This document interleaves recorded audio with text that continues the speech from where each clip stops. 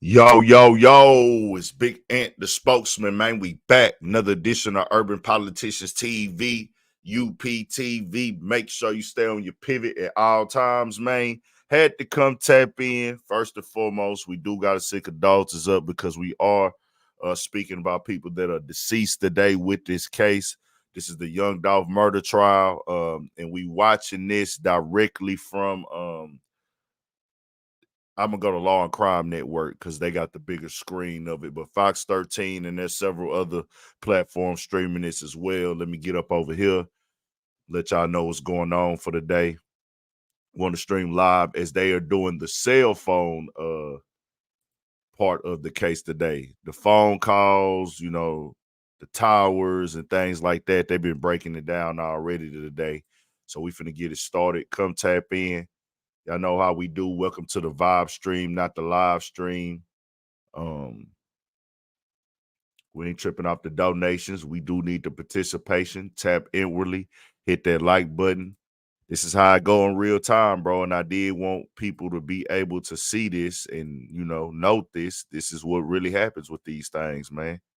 Y'all get active up in there, though. Let's turn it up and get to it. Let me get this situated for y'all real quick on the YouTube side of things. We're going to go to Law and Crime Network. They do have the bigger screen of it than Fox. So it's on a platform if you just want to go stream directly there without seeing me. I will stop a little bit in between things and speak on some stuff. But this is the real deal. This is how life really works. This is the dark side of these type of things. This is only day 3, and we done seen a lot. We've already seen Cornelius Smith, who was a shooter in this case, already come in, point out Justin Johnson, who is straight drop, if I got his name correctly, Justin Johnson. But straight drop. Y'all know him as straight drop. Came and pointed out, Justin Johnson right there. So they got all his phone calls right here. That's what they've been going through today. This is the call with him and Big Jook.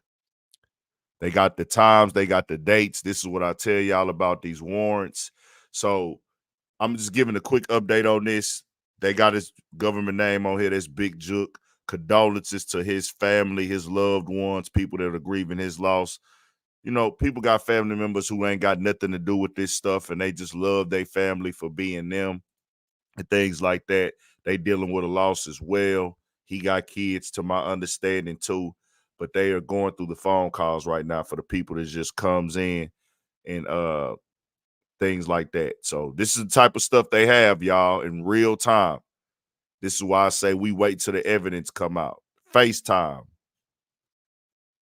Let's go. We'll let it play. 26:50 p.m. on November 17th.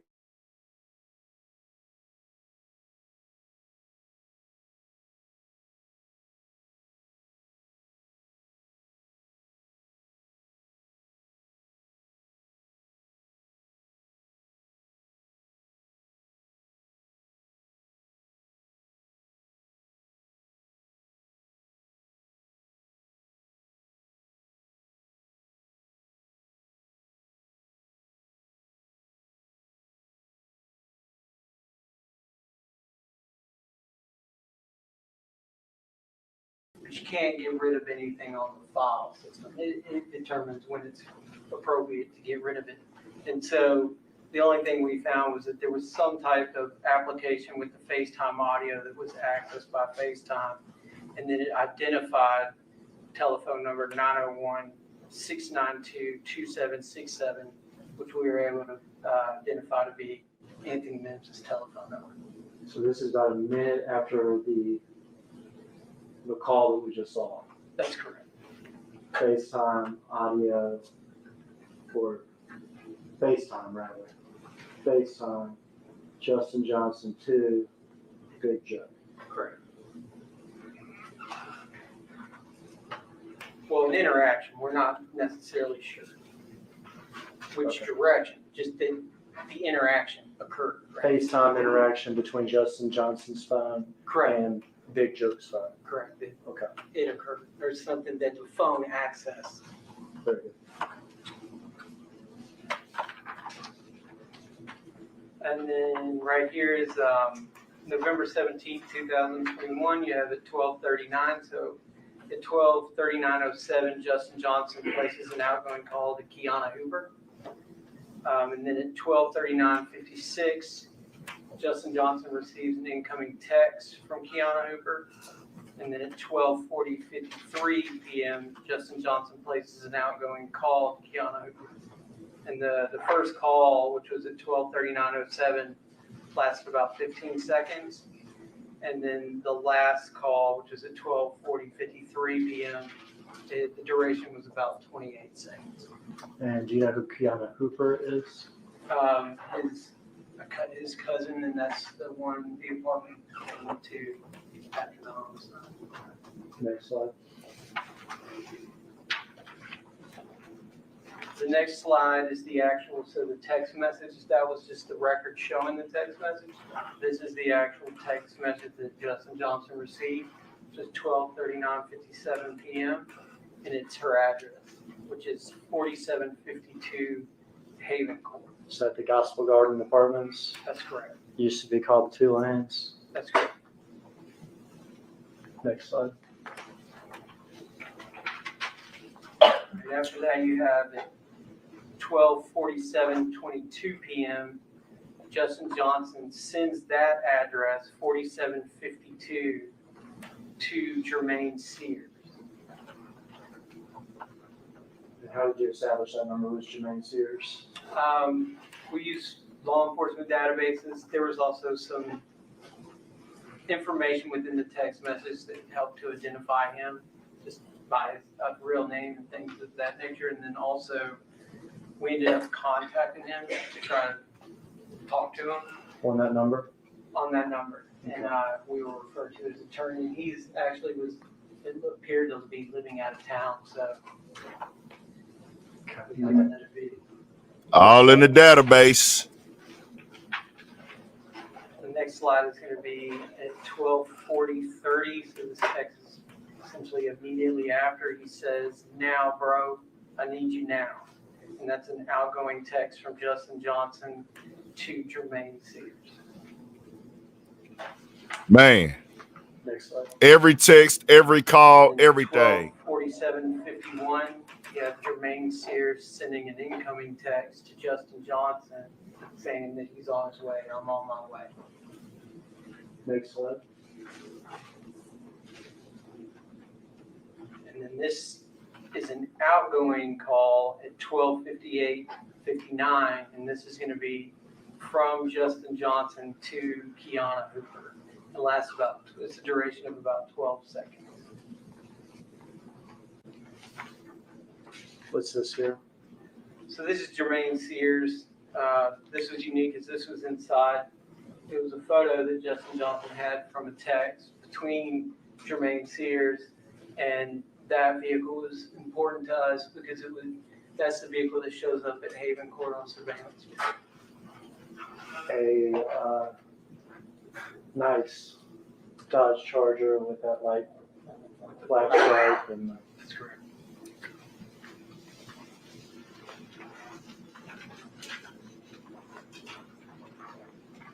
All right. So still November 17th, 2021. You have at 1:26:29, you have Cornelius Smith places an outgoing call to his girlfriend, Angela Arnold. let me back you up there. Whose phone was Cornelius using? So he is utilizing Justin Johnson's phone. So would it be more Maytag knows cats shed, which is why Maytag engineered the Pet Pro washer to remove 5 times. say Justin Johnson's phone contacted? Hey, y'all, we might have to come back in a second. Let me figure out real quick. Hold on. I got to look and see for something real quick. Y'all turn it up. That afternoon. Yes, it would. With one text message, so 2 outgoing calls and 1 outgoing text message. And who is Angela Arnold? This is going to be Cornelius Smith's school. Okay.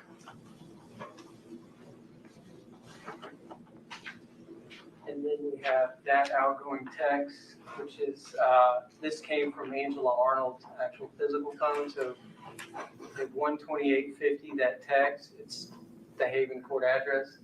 Is this again to be hyper technical and accurate here? Justin Johnson's phone, text Angela Arnold 4752 Haven Court. That's correct. So it's an incoming text message from 901-236-1625.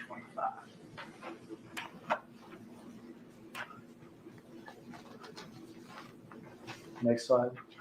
Next slide is just, it shows the call log. So you have a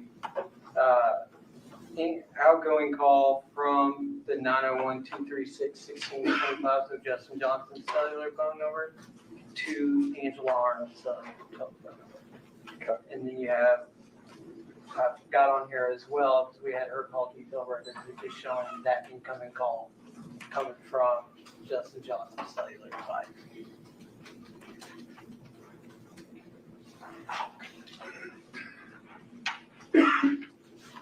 And then at 2:07:15 p.m., you have, so this is going to be Angela Arnold's cellular device is now sending an outgoing text to Justin Johnson's cellular device. And it's going to be, this is C, bruh, send me, bruh, number so I can get my phone. And who is C? C is going to be Cornelius. They call him Little C.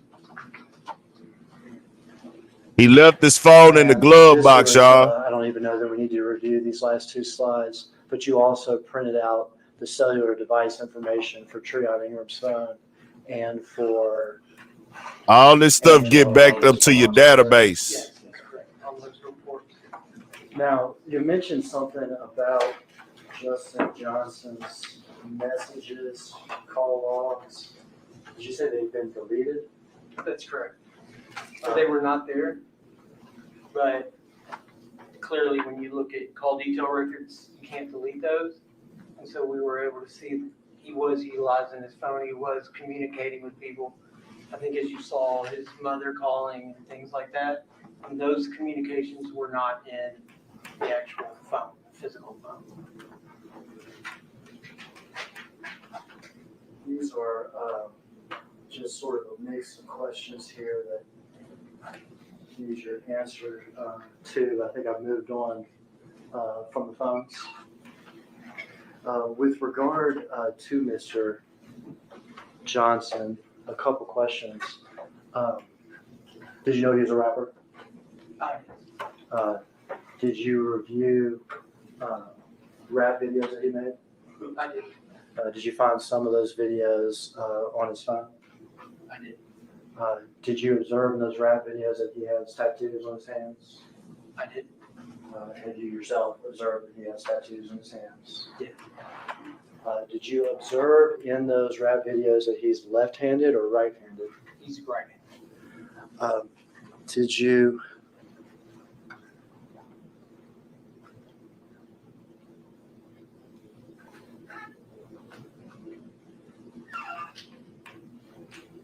I'll strike that.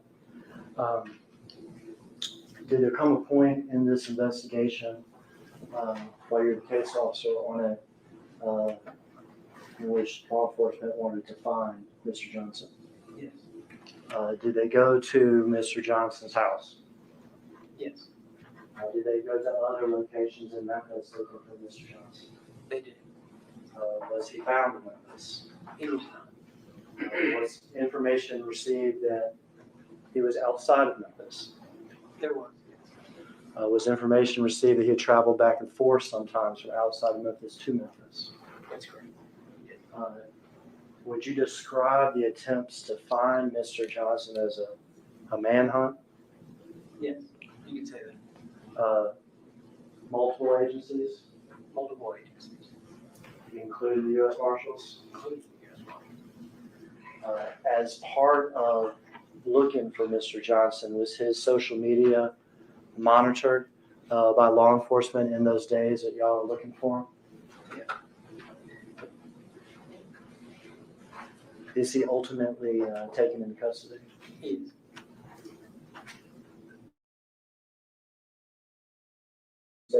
I wanted to say this real quick, bro, like in real time while this is going on. We'll get back to it in just a second.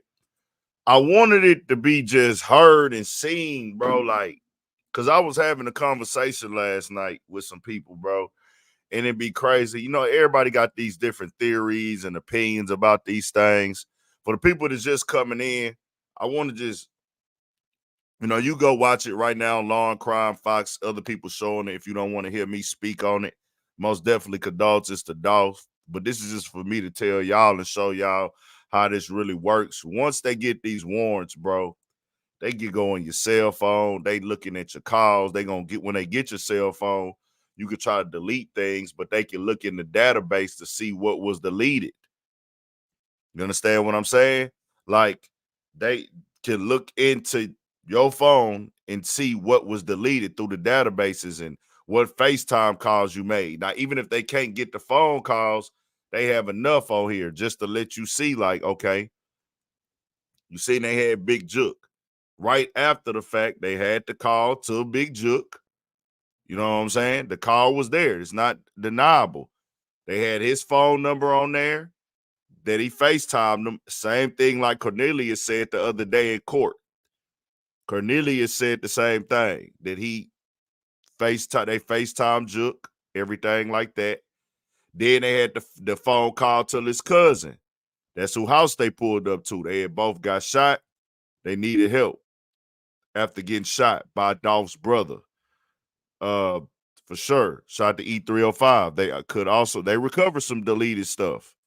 They recovered some deleted phone calls. Now they can't get what was said in the FaceTime and everything like that, but they can go see that you made the call. So it's in the court of law, the jury is seeing all this. The jury, the goal is to show the jury, because you on trial, that you are the person that was involved with this murder without reasonable doubt. So they have you on the scene, they have you there, they have motive, and everything like that. Appreciate the donation, man. That's 100. Nick Tate X, I appreciate that, man. 1,000 for sure.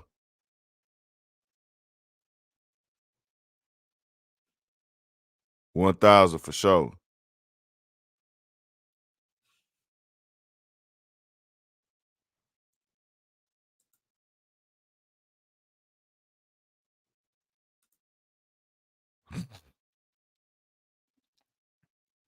Delete it. Yep. Let's get back to it. We'll listen to some more real quick. And if you want to just listen straight through, go to Law and Crime Network, y'all, or Fox 13 or the other platforms. Do you know where Pressure World is?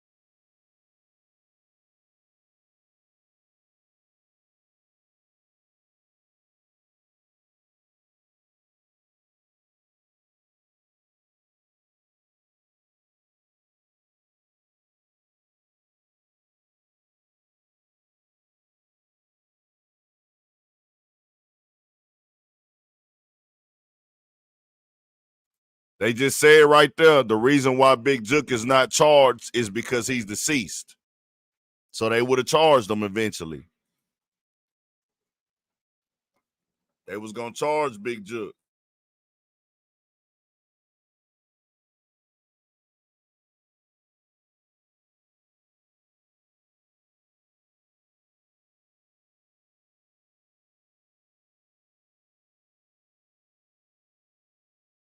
Detective Browning. My name's Luke Evans. I think we've spoken before. Yeah. All right, so I've got a few more questions for you today. Just to follow up on some of the things you've testified to. So if I understand it, you took over for Sergeant Dabney as the lead case agent or lead detective on this case. I wouldn't say lead, it was more like we're a support team, Okay. MGU. but I was one of several lead, investigators on that team. Dabney and others still had control of that until it turned into more of a conspiracy thing, and then as a unit, we kind of pushed it forward. Okay. All right. Well, I'm sure they appreciate you not trying to take all the credit. It's a lot of work for one man, right? Yeah, that's right. That's right. So, couple of things. Were you working the case at all November 17th when the homicide first occurred? No, I was not. Okay. How far down the road is it when you get involved? Sometime around in the beginning of December, somewhere in mid-December. 21? Yeah. Okay, so early on. Oh yeah, early on, wasn't in November. I think it was in training when it happened, and then when we came back, some of my team they were on the scene and were assisting as it started to grow. You need assets and man. Every call you miss is a missed opportunity or one unhappy customer. What you need is Voice Nation. Okay. So, a couple of things about the phone and the exhibit that was put in, where you did a PowerPoint essentially, going through some of those phone records. And you talked about this some with Mr. Hagerman when there was calls that said Cornelia Smith calls Angela Arnold, and it was from Mr. Johnson's phone, right? Correct. So, and he made a point to say, like, look, just to be very accurate, Right. all you can really say is Justin Johnson's phone contacted that person. Correct. There's several other places in your report where you reference that Justin Johnson called individuals, right? But you can't say that Mr. Johnson necessarily placed those calls, correct? No, just a cellular device placed those calls, unless you take maybe the one on the elevator. Clearly, he was on the phone. That one. For instance, you made a reference to a call to Big Joke or Anthony Mims and a FaceTime attempt. That you interaction, I think is what you Correct. called it. Correct. You can't say who initiated that call or that FaceTime interaction, correct? Only that it was something that occurred on that phone. Yeah, I was basing it off testimony that was given to me by other, cooperating defendants and witnesses and things of that nature. Okay. But based on the phone records, not getting into what other Yeah, people the with on record this point. itself, just an interaction between his device and Anthony Mims' device. Because you would agree with me, when you start relying on other cooperating defendants, you're relying on them to be truthful, right? About their interactions. Always. Right. And they're not always truthful about their interactions. Okay? That's correct. That's why we like the phone. And so and in this case, there's multiple instances where somebody's claiming to be using someone else's phone, right? Like, Oh, okay. yeah, like the reason you say Cornelia Smith called Angela Arnold, right? Correct. Yeah. Right. He didn't have his phone. Mr. Jamarcus Johnson having Mr. Johnson's phone for a period of time, according to his testimony, and utilizing that phone, right? And Mr. Johnson wasn't the one, according to Mr. Jamarcus. I think he stated more when we interviewed him that he was utilizing it on the behalf of just like for Justin Sure. doing three-way calls. So I Sure, don't know if but- that count. But he's got the phone, right? Not Mr. Johnson. At that point, he's got the phone, right? Not Mr. Johnson personally. So there's other people taking other people's phones for whatever reason, at least on one occasion, not even being in the same location as that person, right? Yeah. Okay. But when you're purely looking at call data, all you can say is this phone did this action, Correct. right? So this phone may Can be- y'all still hear? Let me know right now. Can y'all still hear right now? Not In me, the audio of the talking video. about- Can and y'all I'm still not hear the asking audio what of the courtroom? someone Let said. me know. But we talked about cooperating defendants in this case, one of which you met with was Hernandez Govan. Correct. On at least 2 occasions, correct? Correct. And he came in and gave you information about this case. That's correct. And he also did that He had an attorney present, right? Yes. And he did that pursuant to an agreement, right, where he had protections, something called a proffer agreement, where he got to come in and say what he wanted to say. Bet. Y'all can hear me clearly right now, right? Is that correct? Correct. Yeah. Right. And you understand that to mean that some people call that kind of a queen for a day agreement. He's allowed to come in, Tell the truth. hopefully, right? Well, that's on him because then he loses the proper agreement. Right. Right. And that's the risk, right? People come in and lie. Well, that's his risk then. Right. Right. But the assumption is he tells the truth under a proper agreement. And what he's telling law enforcement in that meeting, those words, they can't come in and use those words against him, right? Yes. It's a form of something called use immunity, right? But they can't use those words.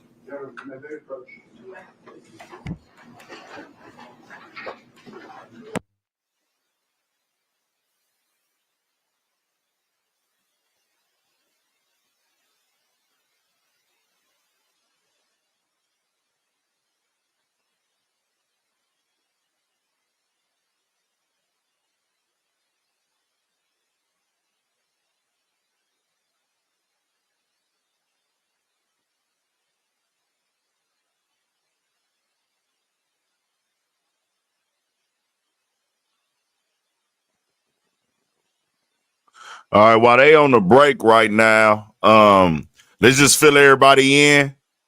Appreciate everybody tapping into the platform, the channel. Appreciate everybody, engaged. Oh, they back, y'all. Now- My bad. They back. Let's get to it.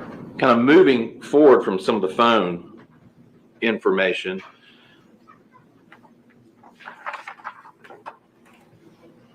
When you're looking at this case, obviously you're looking at the video, right? And it shows. Hey, it's crazy though, The bro, video because of we had this right? situation So, where, a Bass Pro Shop with everything looks like a happening, Bass Pro Shop, right? That's right. And you see a similar hat. the most part where Concourse we see these across town. details, man, we Correct. probably all would think that this is not worth it at Well- all, and we'll talk about that some more.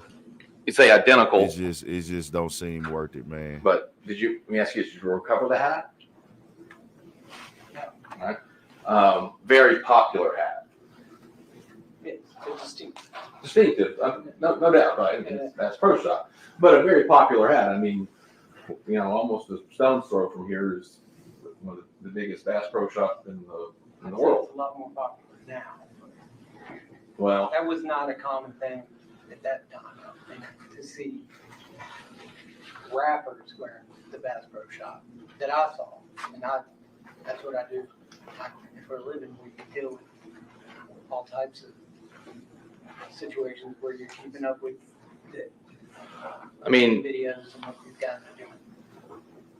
so you're aware that a rapper named Travis Scott has his own signature Bass Pro Shop hat, right?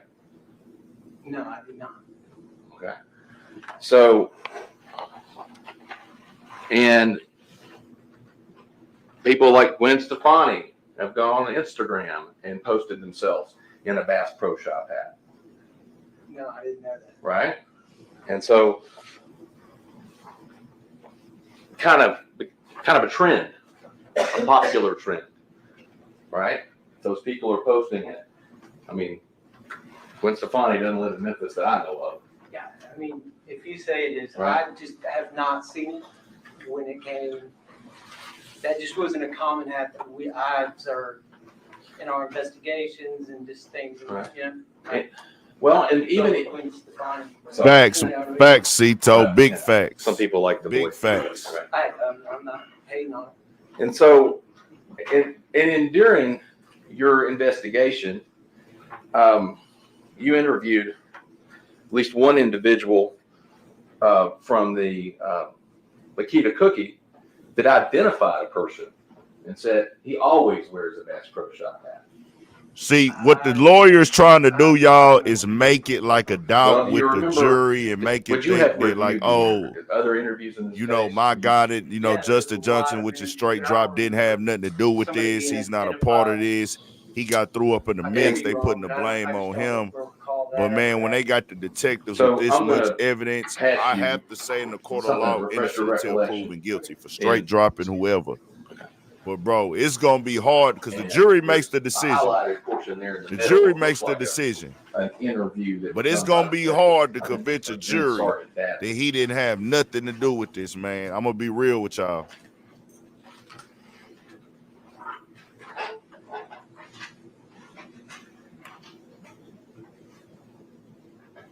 And if you don't want to hear me ad lib, you could go to Straight to Law and Crime Network or Fox 13, Fox 20 or something, ABC 24 Memphis or any network. Put a Young Dolph You see trial what up I'm and referring it'll to? come up.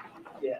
It'll Okay. come up. So Young there Dolph was at trial if least you just one want to person watch it straight interviewed. without my I'm not going commentary. to state this fellow's name because I don't know. Burglarizing Walmarts with a Bass Pro hat. Something, yeah. Okay. Well, I mean, but there's a I guy didn't out even there. see a reference to a murder or anything about that, but Well, I mean, some guy running around in a Bass Pro Shop hat, right?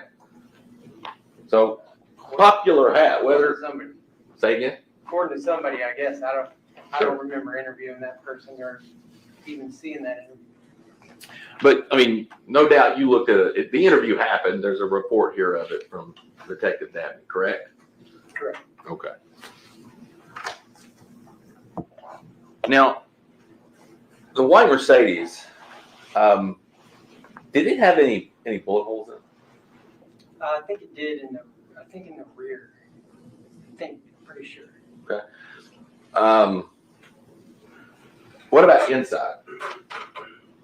Were there any indications of a bullet hole or? There might have been, I can't recall. I think the window might have been busted out. Okay. It's been 3 or 4 years. I haven't reviewed everything.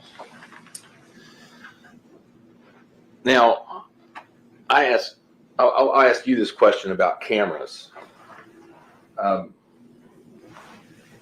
You're aware that as soon as Bradley Street became a place of interest where a car is found on Bradley, that detectives went out and canvassed that area to talk to neighbors and everyone else to see if they had any information. Right? Also to see if they had cameras. As you sit here today, has there ever been camera footage produced from anywhere on Bradley? No, I know they knocked on all the doors, but I didn't see anywhere where they were able to recover any actual video from the Bradley Street. And do you have any direct knowledge of someone knocking on Hernandez Govan's door? I mean, I can only assume because you can see there's a supplement where they're going and knocking on every door, but some of those supplements aren't that detailed as far as what actually interacted. It looked like either they didn't answer the door or they didn't hear or see anything was the common answer they were getting, and so it would have been pretty significant to get some type of video from Bradley Street. At any point in your investigation, as you sit here today, have you ever been made aware of any camera footage possessed by Hernandez Govan? Okay. And that would be important, right? If he had cameras facing that abandoned house on Bradley Street, correct? Oh, And something that if law enforcement found out or knew he had cameras, you would have acted on to try to get that footage if it existed. And you don't have anything like that.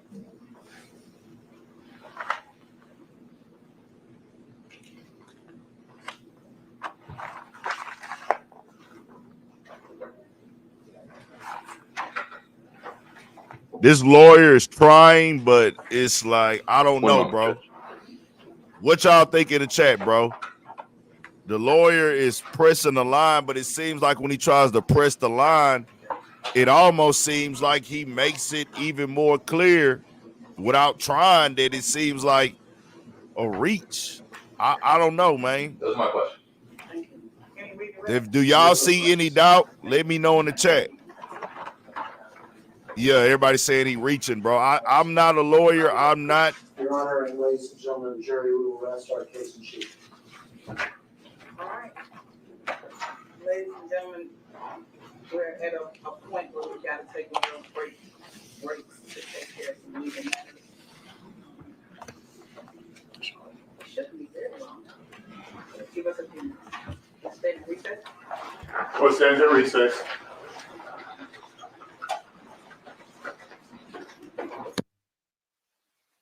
Now, this is specifically his trial.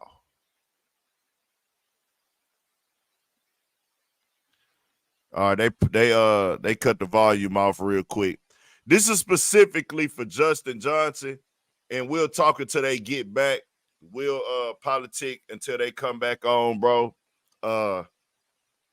This is Justin Johnson's trial. They taking a quick recess, probably like 10, 15 minutes, maybe.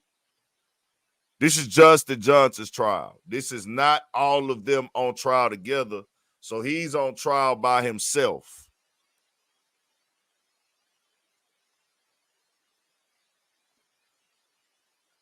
Hold on, let's see what they finna do. It's silent over there with y'all, right? Because I can't hear nothing. I think they cut the audio off. We can't hear nothing. It's silent over there with y'all. Let me know something.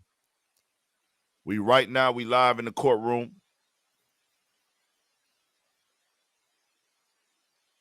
It's silent over there. Let me know something.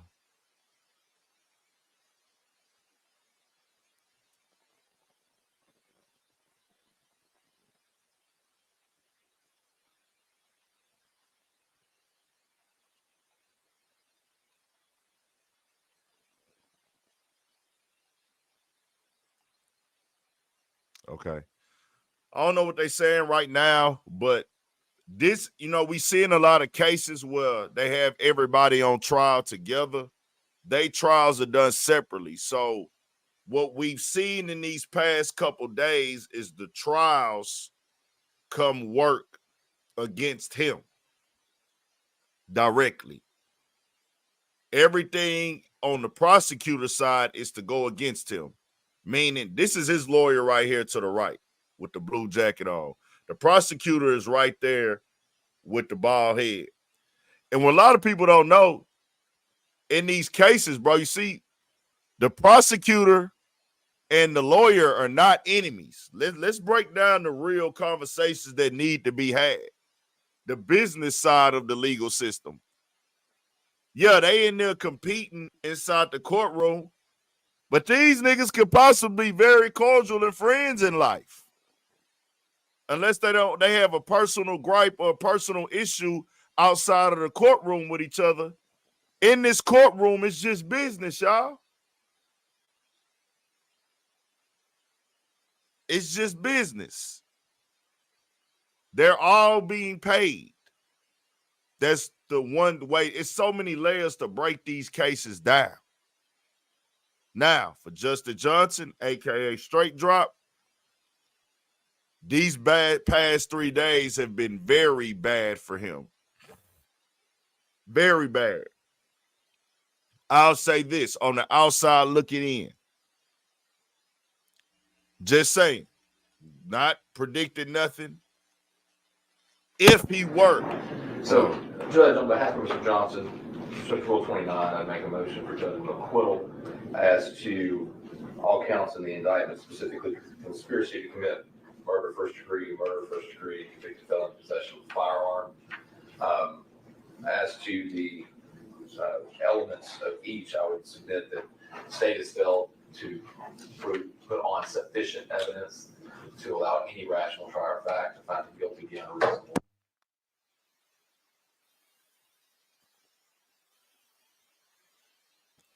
They cut it back out on us. I guess he tried to pull a mistrial. They cut it out on us. I guess they tried to go for the mistrial. Wix gives you the power of I guess he tried AI to go for the to build the mistrial right website there, you y'all. need. They cut the audio out on us. I'll submit. We back. Submit this to the court largely because the courts have the ability to sit through all the evidence thus far and is in a perfect position to obviously rule on this motion without me belaboring the point. But I would specifically hit the issue of the conspiracy. I would argue to the court that there based on the proof that we have thus far, there is insufficient proof of any agreement prior to the homicide that would allow allow the jury to ever, any rational trier of fact, to find him guilty of conspiracy to commit first-degree murder. Essentially, what we've got is Mr. Smith testifying that the only times that the murders were discussed, according to him, between him, Govan, and Jook, Mr. Johnson was not there. He had one conversation with Mr. Govan and Mr. Mims at Mr. Govan's house. He testified, I believe, that he had another conversation with Mr. Govan with others present, but Mr. Mims was not present. Neither time was Mr. Justin Johnson present for those conversations. And although we have interactions occurring on the cell phone prior to the incident between Mr. Smith and the cell phone from Mr. Johnson, there's not any evidence before the court that would be sufficient to establish a criminal agreement as it relates to Justin Johnson. Thank you. Your Honor has heard both direct and circumstantial proof in this case with regard to various counts. Direct proof from Cornelius Smith. Taking up the issue of the conspiracy first, Mr. Smith stated that he was present for times that Jook and Mr. Govan were soliciting and agreeing and planning the murder of Dolph and the other artists. He testified in court in front of the jury that the plan that day was for he and Johnson to drive to Westwood to this turkey drive and kill one of the PRE artists, whoever that was going to be. As happenstance would have it, they came upon Dolph and we saw the video for ourselves. I think that's more than sufficient proof of an agreement and an overt act taken by Mr. Johnson in furtherance of the conspiracy. Likewise, for the first-degree murder, Your Honor heard the direct proof of Cornelius Smith, who stated he was there, and Mr. Johnson. He were the two that killed Dolph. I think that alone, accomplice testimony is not even required to be corroborated anymore pursuant to our Supreme Court decision just a few months ago. But there's plenty of corroboration anyway. Circumstantially, we've seen Mr. Johnson at Crosstown in the Mercedes-Benz with the outfit on both before and after the murder at Haven Court. And Your Honor has seen, the jury has seen, in my opinion, overwhelming evidence, but even just taking the evidence in the light most favorable to the state, I believe Your Honor has jury questions with regard to all three of these offenses. Judge, the only thing I would add about conspiracy is there's clearly some evidence of an agreement between Mr. Govan and Mr. Smith. Is he trying to get a conspiracy instead of the murder? I guess like a lesser charge. I don't know. We got to see. Mr. Smith, and to what degree there was any. They said that's what they were doing, but the degree to which there's proof that Mr. Johnson, assuming what he says is true, was even aware of those talks about that agreement. According to Mr. Smith, he had no prior plan to go do that day. They were, according to him, they were going somewhere else to Westwood, and that Dolph happened upon them. So the issue becomes there's no proof before the court that there was any advanced knowledge by Mr. Johnson of any $100,000 bounty. In the light most favorable to the state, the court has sat for the last couple of days watching the proof as everyone has. And I have seen both direct and circumstantial evidence. The court believes as to all three counts. As to the conspiracy, where the defense says there's insufficient proof of any agreement prior to the murder, the court heard and everybody else heard Mr. Smith speak about the meeting that he was present for at Govan's house with between he and Govan and Jook, where they spoke about the murder of Dolph. There was, Mr. Johnson was not present for that. Mr. Smith said that. But there was also Mr. Smith's testimony where he spoke about them being present, them being Mr. Smith and Mr. Johnson being together the day, November 17th, the day of this homicide, where their goal for the day was just to go out and find somebody of the PRG group, the group that She said PRG. Young Dolph's recording label. And their goal was to strike out to find someone. They happened on Dolph. Seemed like the judge ain't going. The video once they pulled up.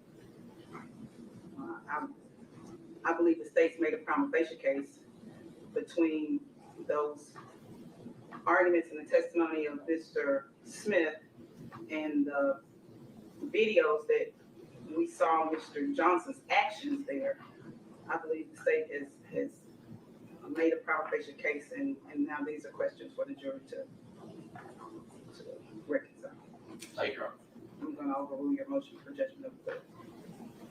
All right. So the next question is for you and your client. Do you have any proof?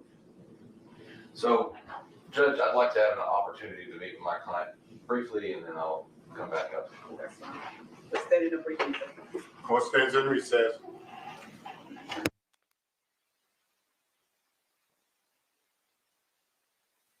All right, let's go back real quick, y'all. We're going to go back real quick. Let's go back for just a He second. had no prior plan to go do that. I think the day of this homicide, where their goal for the day was just to go out and find somebody of the Nah, she not going. She not going. Let's listen to what she said right there at the end. That was key. Young Dolph's recording label. And their goal was to strike out to find someone. They happened on Dolph. And we saw the video once they pulled up.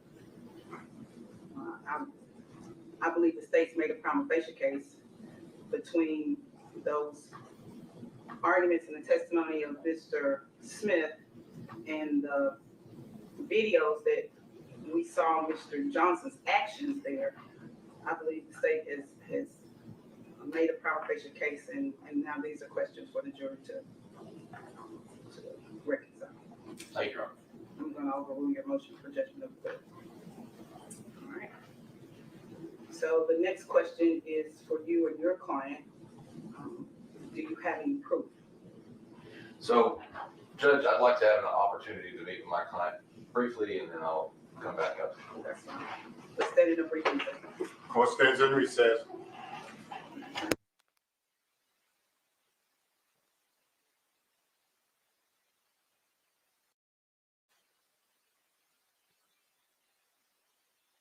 All right, y'all. They on break right now.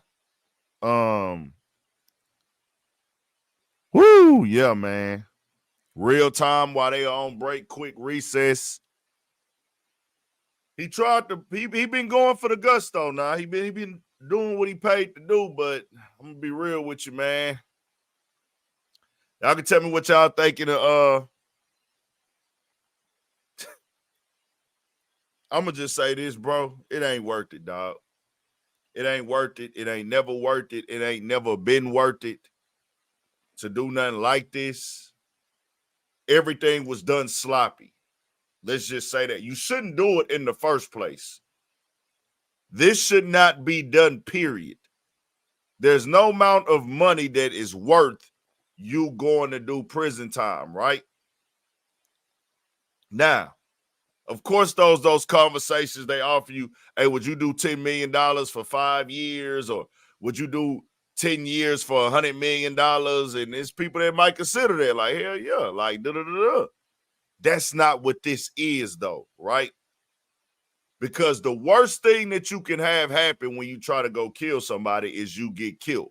That's the worst. The second worst thing is you get caught and you go to prison for life. Now, in this situation, they got caught. So they facing prison for life. The most you were going to get paid, which was not guaranteed, as y'all see now, was $40,000 off the rip. $40,000 to kill a man that you didn't even know. Say this again. To kill a man that you didn't even know, didn't have a personal beef with. He didn't do nothing to your family, your kids. Took a contract. Now, this is a business that goes on. Contract killing is a real thing. But it has to be noted that these dudes were not contract killers. We not co-signing it at all. We not saying this shit. We not trying to tell you how to commit crimes. I've never killed anybody. If your dog I'm has not food no stepper. sensitivities, I'm your not no food might shooter. have I'm not no ingredients killer. that don't agree with you or But your we dog. gotta spill the real on this. We gotta raise the real information. These niggas never had a chance. They never had a chance. They were never gonna get away. Never. First thing, they didn't have a target that day. They did not have a target, meaning they didn't have a man that they were on, meaning you're already moving without a permanent plan.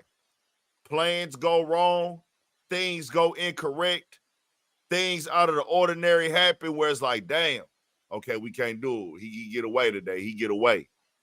He get away today. This happened, that happened. This happened, that happened, man. This nigga gets away today. Fuck it. It is what it is. It is what it is. Right? Right.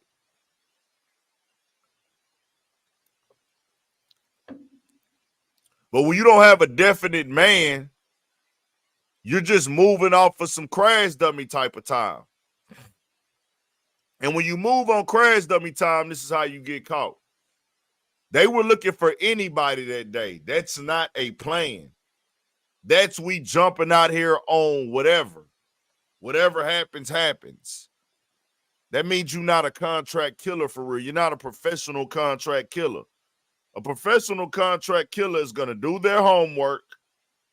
They're going after a specific person or specific people that they know will be in one spot, meaning these are the two guys we going there. We know that both of these guys are going to go there. These are our two options, not we're going to go to these different locations. We know anybody from Paper Route is going to be there. We know that, there's a bag being placed on anybody from Paper Route head. So if you take that deal and you move on that deal, that means you're moving out of desperation. Moving out of desperation gets you caught. You already might get caught even being professional, even moving strategic, even with the plan. You're breaking the law. You're doing something you're not supposed to do. You're doing something that God don't approve of. But when you move without a plan, you just increasing your chances. They saw Dolph at the light. They spun the block and pulled up and got the shooting. Mind you, this was Cornelius Smith first time shooting that gun. He's never shot a Draco before. Do y'all hear how bad that sounds? The first time you go shoot a Draco is the first time you're doing a contract killing. You see how this was destined to fail and it made entirely no sense from the jump? Did y'all see how he shot that gun? That comes from not knowing how to shoot it. Now we know, as Cornelius Smith told us, he was high. He was desperate. He wanted money for his daughter's birthday. Think about how he felt when reality set in. Think about how he felt when he got sober. This is what we call crash out. This is an anti-crash out platform. I don't even be saying that no more, but we anti-crash out over here. We will always speak out against crashing out for our people. I keep telling y'all, one thing they're gonna never stop doing is having room to put niggas in prison. This is what the prison business system was built on. Niggas. The prison business system, imprisonment, is what this country is and this economy is built on. But once slavery ended, now we could transfer that slavery system into the prison system. They're never gonna run out of room for niggas who want to do these type of crimes. Just know that. It's easy to kill. It's not hard to kill. It's not hard to kill. Let me say this again. Killing somebody ain't hard. It's easy. It's hard to not get caught. That is not easy. It's easy to kill. It's not hard to kill. It's hard to not get caught. Because you don't determine if you get caught. The other side is working. You can trace every step possible, but the way the world works, things are gonna happen out of your control, bro. Things are gonna happen out of your control. Right on, Superstar J Quick, 13th Amendment. 13th Amendment. Justin Johnson also said that he was told, take the time. He would get $7,000 from Justin Johnson, also known as Straight Drop. He said, take the time for me, bro. I got you $7,000 on a kite. Now, mind you, that might have worked when we were free. See, certain people don't think everybody moving in desperation. Everybody not trying to go to prison, dog. I had this conversation last night. If you go to a hood that's a gang neighborhood, if you go to a hood that's a gang neighborhood, you know, you hear this talk about like civilians and street niggas. Well, I'm a street nigga, I'm a civilian, or he a civilian, I expect him to tell. He a civilian, he's supposed to tell. You only hear them conversations on hip-hop platforms. You want to know why? Do y'all want to know why you only hear those conversations on platforms? You want to know why? Because those are the only people that focus on those conversations and things of that nature. Because this snitching shit is really only happening with street niggas. If you go to a neighborhood,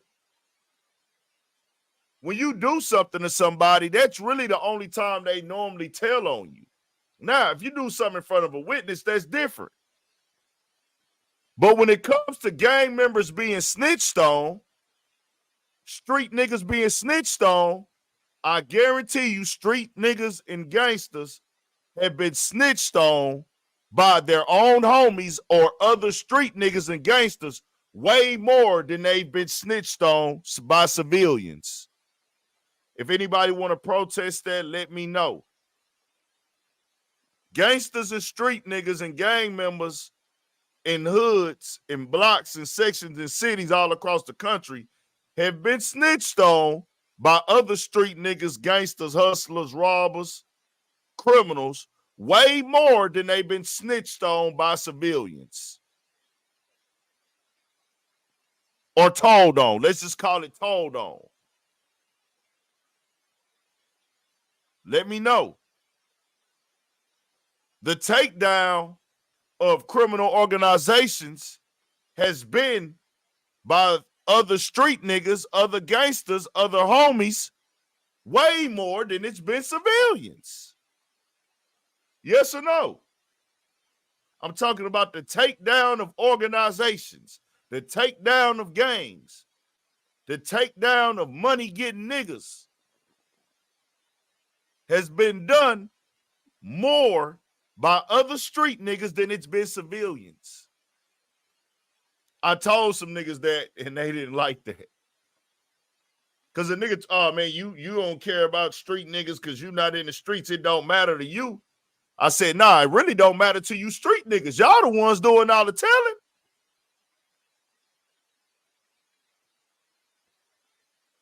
Y'all the ones telling on each other. The thing is, y'all, in every black neighborhood, it's more people that get up and go to work every day than it is ones that's in the street doing crime. I want to bring the reality to these conversations. And we just on a break right now, y'all. We just on a break. We just on a quick little break. They coming back from the trial. For the people that just coming in, the trial is still going on. They are on a break. If you want to go over there and watch it direct, it's on Law and Crime Network, Fox 13 Memphis, CBS Memphis. Just type in Young Dolph trial and it'll come up if you just want to watch the trial straight.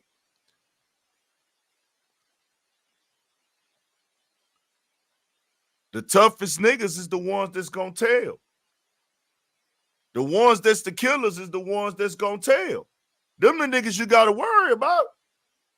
Yeah, you might have somebody who an innocent old person or a kid or something like that, a woman, they might tell on you. But at the same time, that other nigga that want to save himself because he don't want to go to jail for 10 years, 2 years, 3. Some of these niggas told and they wasn't looking at but 2 or 3 years. And that's a lot of time to me. Don't get me wrong. 2 minutes. 2 minutes is too long in prison for me. I don't think that's a place for humans.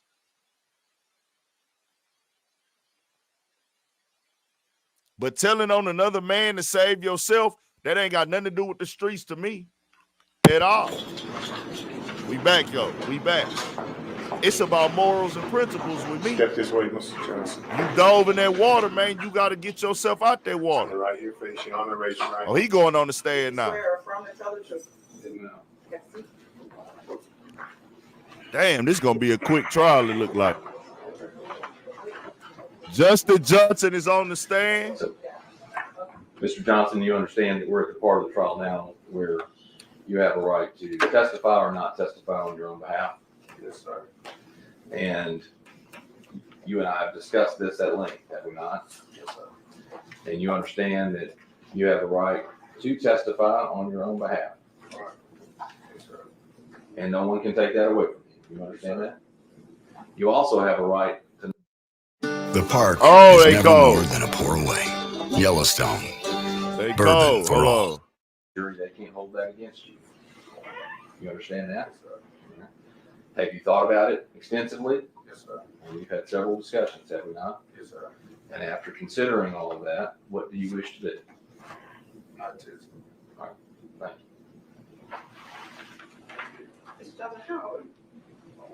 you. Damn, he testifying? Damn. Let's get it. We gonna listen. About 2 years. He's gone over with you all those things he just talked about. Yes, ma'am. About you testifying, Yes, ma'am. the pros, in the cons, the good and the bad. Y'all talked about all of those things, Yes, ma'am. and you understand those things. What's your highest education level? High school. You graduated from high Yes, school. ma'am. Do you have any questions for him, for your attorney, All right. about this process, about you testifying? All right. You make that down. Any other proof? No, you're right. All right.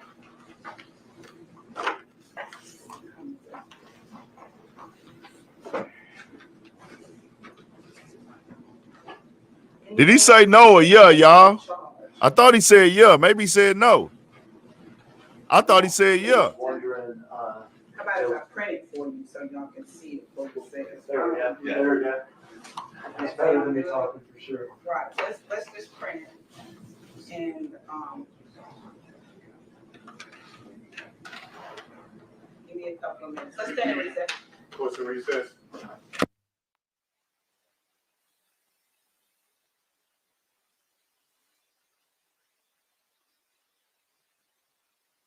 Win another recess, y'all. Let's bring it back real quick. I thought he said he not. Oh, he said no. Okay. He said no. Bet. They on another recess. I was like, whoa. That nigga finna testify? Nah. He said no. I thought he said, yeah. Look here, man. That nigga would be a bold nigga. It's already, bro. Bro, I don't want to sit up here and say this, dog, but, bro, man, I'm trying to be respectful. I'm trying not to jump out there. I've always just kept my stuff to myself when it comes to these things, and innocent until proven guilty, bro. But since we on live, bro, and I'm with y'all and y'all support this platform, I'm going to just say it, bro. He fucked, man. This dude is fucked. Dog. He is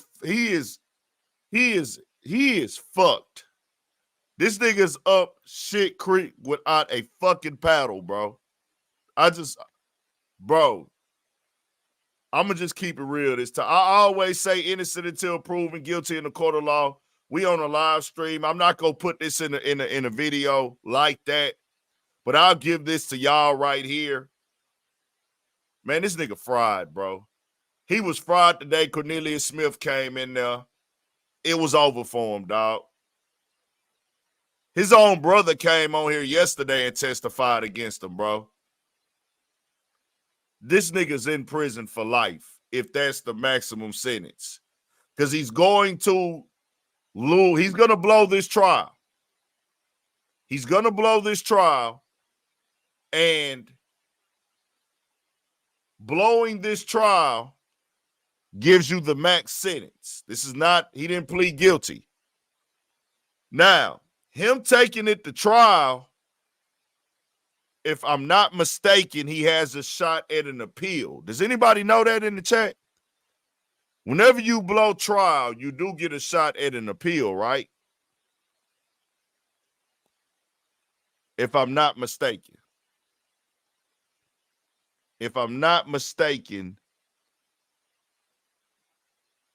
Yeah, so when you lose trial, you get a shot at an appeal. That's going to be his only option now. And he may, if you lose trial, I think you can appeal, yes. If you go to trial and you blow trial, you can get appeal. So, he'll have to go study his case. He'll have to want that appeal. And, all of these laws are man-made. That's what I tell people. We have a lot of outdated laws, and we'll speak on the topic later on with Marcellus Williams. We're going to get into that on the live stream tonight. I plan on going live tonight. I thought I was going to do an interview today. I don't think I'll be doing that interview.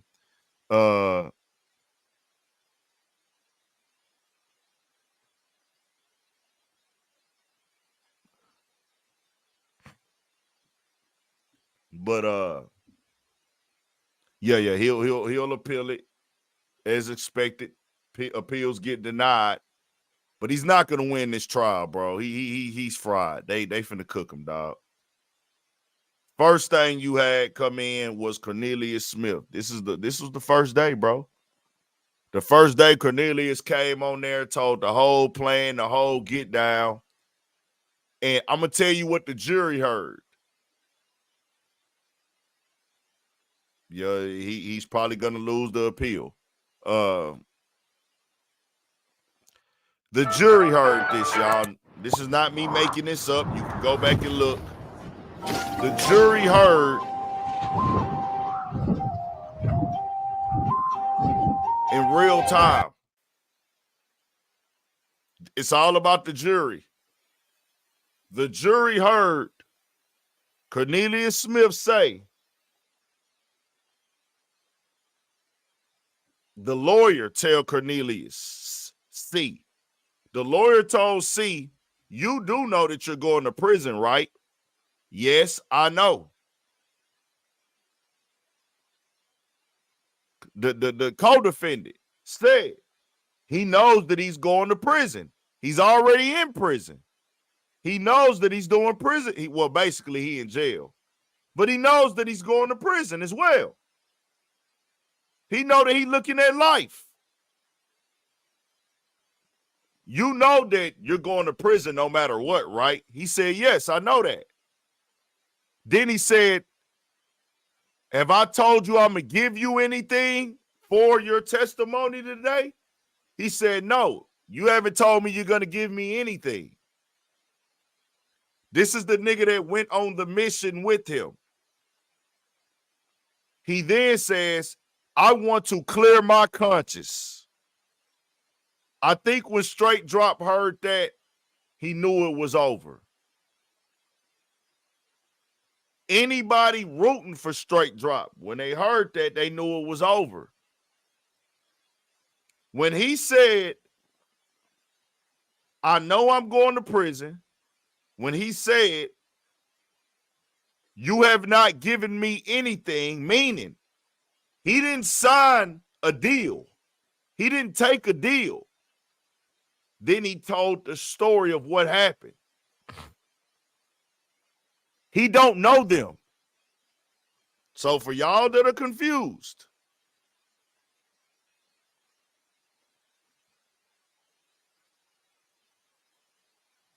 what the thing is, they don't know each other.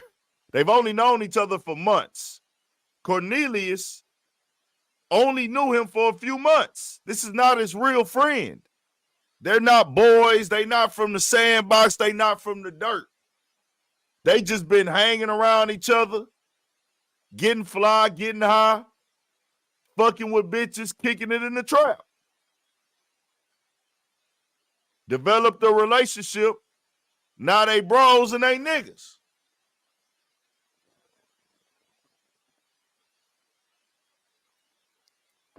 I'm going over here. I'm buying pills. Bradley Street.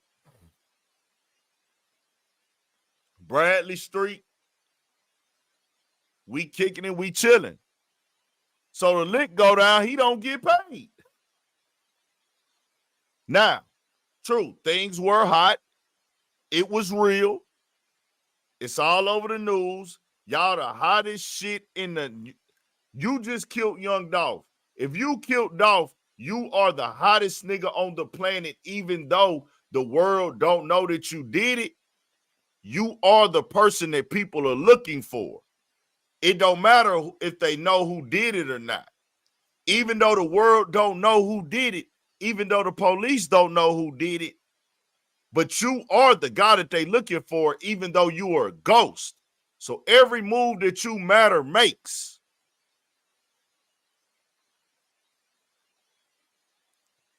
Condolences to Big Jook family. And it's on God to decide, you know, his soul and his fate. God bless his soul. Jook, and I can't speak for Jook, in that moment, he would be thinking, this is sloppy, this is bad, and I got to separate myself from these niggas.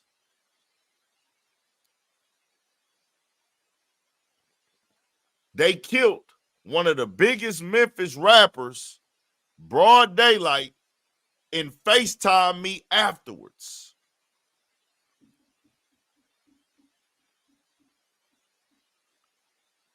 When you think about that, you kicking it in your crib, you at a record label, and yeah, you might have really thought like you want to go through with a hit and you want to put 100,000 on the nigga head and da-da-da-da. But once you get that call that they did it and you can see how they did it, you're like, whoa. You like, whoa. This ain't what I had. This ain't how I wanted it to go. So you got to think. Do y'all think Juke was eager to get up and go get that 100,000 and give it to that nigga and break it down with him? Or he was quick to, let me go make sure I give him 40 and make sure I give him 40 and then give Hernandez 10? Now, true, some money might have already been dropped off. And for people that just coming in, for people that just already that's coming in, we waiting on them. They on recess right now. They on recess. Straight Drop just declined to testify.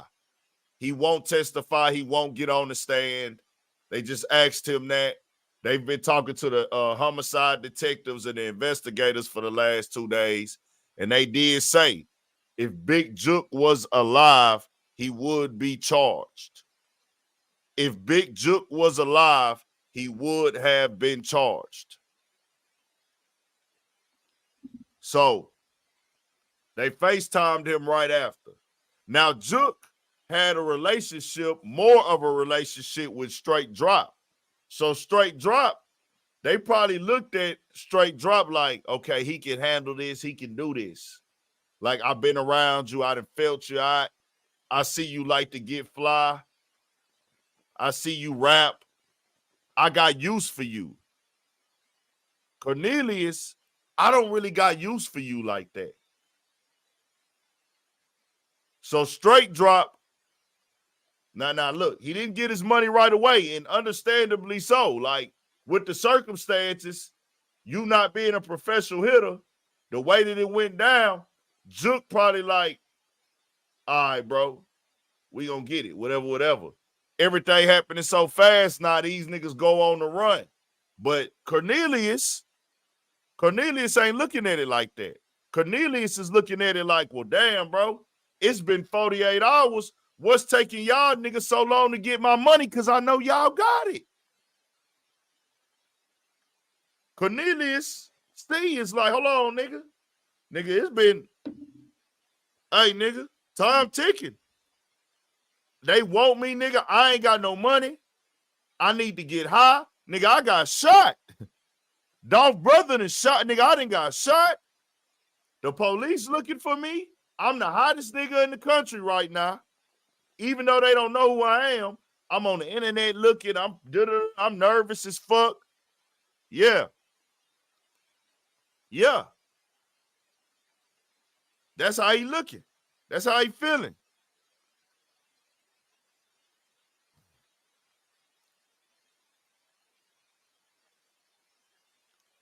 The police have tied Juke to it. They said Juke, the only reason Juke did not get arrested is because Juke is deceased. They just showed the phone calls made to Juke right after the murder. For those who doubting that, they just showed the phone calls made to Juke right after the murder. They have the phone call history. They just showed that on camera. They went to the database. They did all that stuff. They put it all right there in the courtroom, y'all. Yeah. I'm just saying. I'm only saying what they said. I'm only speaking on what they showed. So we back. Let's get back to it. A minute to look at this. Mr. Hagerman was just telling me about your prior conversation with him, and he was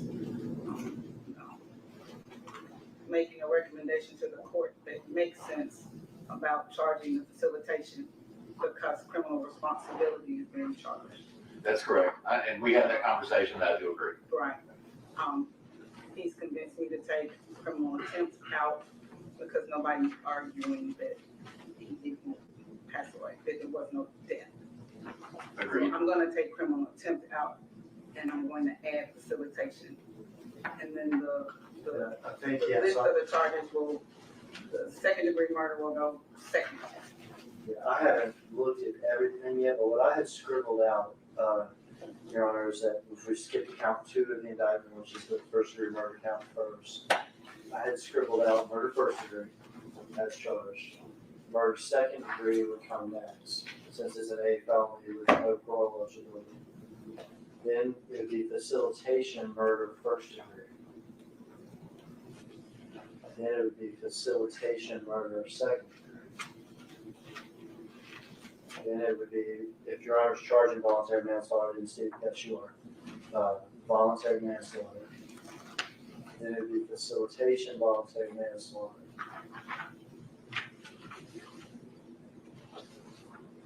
Actually, it goes voluntary manslaughter, aggravated assault, facilitation voluntary manslaughter.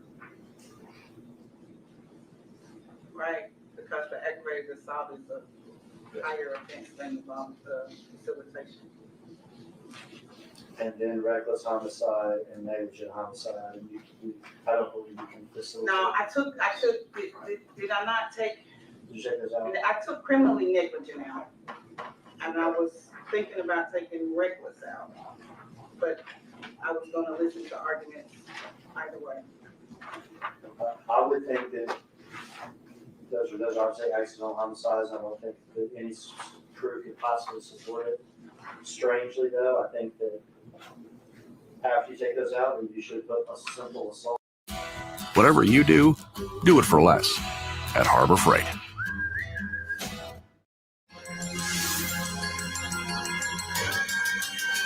Halloween isn't a holiday. It's a way of life.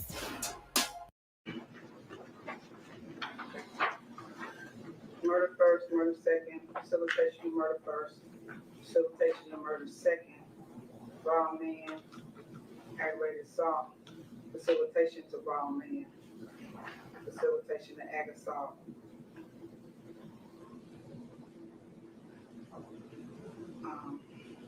Reckless. The state is asking you not to charge reckless or negligent. I agree. So after the facilitation of ag assault, just simple assault. I think so, Your Honor. No facilitation to simple assault? Yeah, I guess so, because you can't facilitate us. I mean, we're facilitating everything else, so. It is an aimless misdemeanor, you can't Right. Right, facilitate. you can.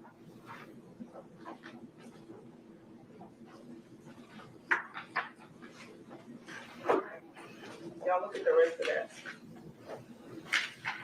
Please.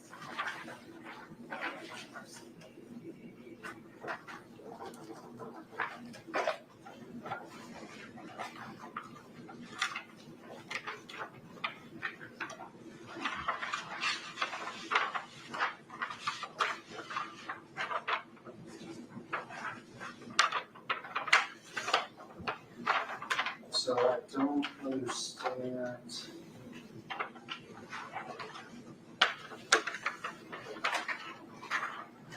They said the placement and facilitation of a felon. Say that again? My bad, y'all. Might be low. Hold on, I probably cut the volume down. What's up? Yeah, man. They just rearranging some charges right now, man. So we gonna see in a minute. We'll see.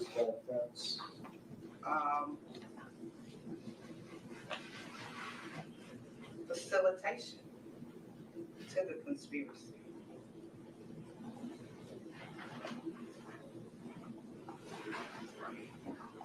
Nobody doesn't say that, does it?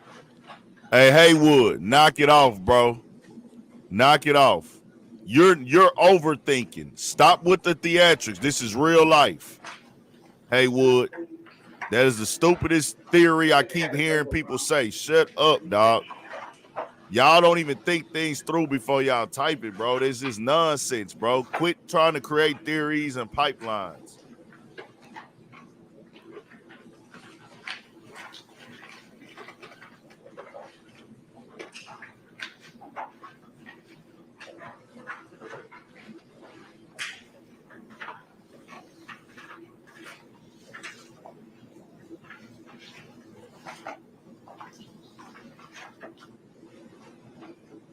So facilitation to conspiracy is the lesser. It's labeled wrong. It should read facilitation. It looks like the elements are wrong too, so.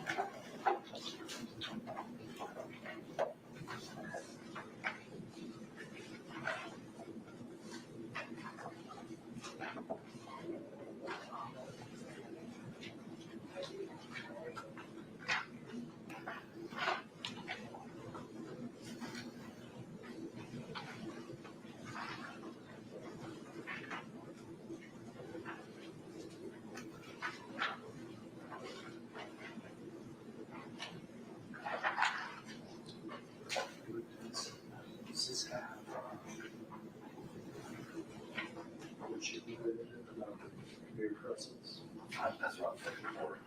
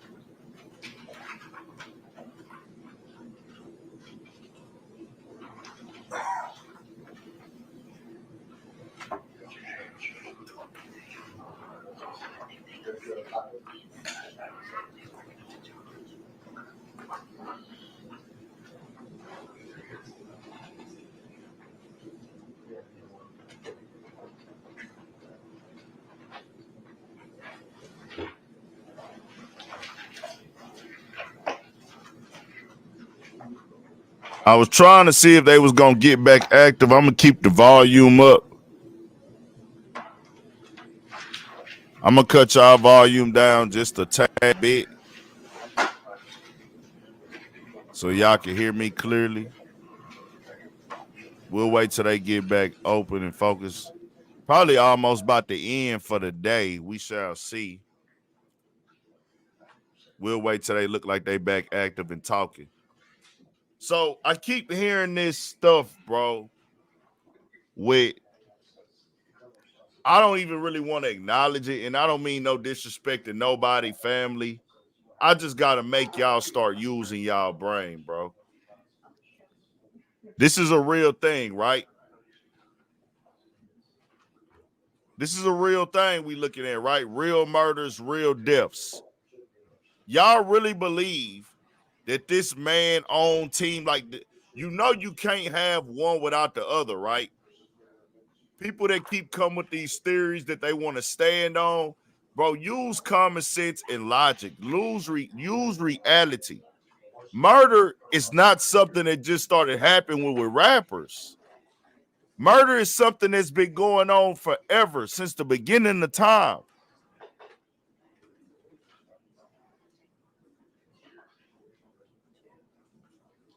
Haywood, are you willing to come on here and show your face, Haywood? Because you want to stand on this, and while they doing their little break time, let's talk about it, Haywood. With these theories that you come up with that are misleading, that make entirely no sense. And I want to show you and tell you how you can just sit back and listen, fam, and think before you come up with a theory that makes entirely no sense. See, you can't talk with me, bro, with them type of mindsets. Because I understand what murder is. I've never killed nobody. I've never shot nobody. I've never robbed nobody. None of that. But when you use common sense and logic, you're able to go back. You're able to go back and just use your brain. How these things work. Dang, did they end it? They might have ended it. Nah, it's just a pause up real quick. Cut y'all back up. Hold on. Okay, there ain't no volume right now. We'll wait till they kick in.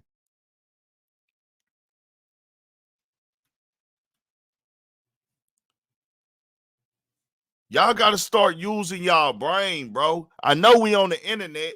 I know that people looking for entertainment, but why do we got to be dumb to be entertained? Why do we got to push nonsense? Oh, you from New Orleans? Come speak. I got family from New Orleans. I love New Orleans. You probably one of the New Orleans niggas that felt like Lil Wayne deserved to be at the Super Bowl, and you think the NFL care about the New Orleans culture or just nigga culture in general, huh? You probably one of them New Orleans type niggas, and I love New Orleans. You think that Lil Wayne was supposed to perform at the Super Bowl, huh? And no. I love New Orleans, man. Been out there too many times that I can count. I'm right next time, so you know how that worked. Grew up on Cash Money and Lil Wayne, nigga, before he started cursing. New Orleans, do you want to come speak? Or you can't speak? Yes or no? Let me know something. Because I'll go ahead and get your theory debunked real quick. If you want to come speak, the floor is yours. You are invited. If you don't want to speak, come on. This is for y'all saying his own people got him took out. Come on now. Come on, Junior. Oh, okay, he don't want to come on then. Hey, Haywood, you was typing earlier. Do you want to come on? Yes or no, bro? Give me an answer. If not, we'll move on. I just need a yes or no, bro.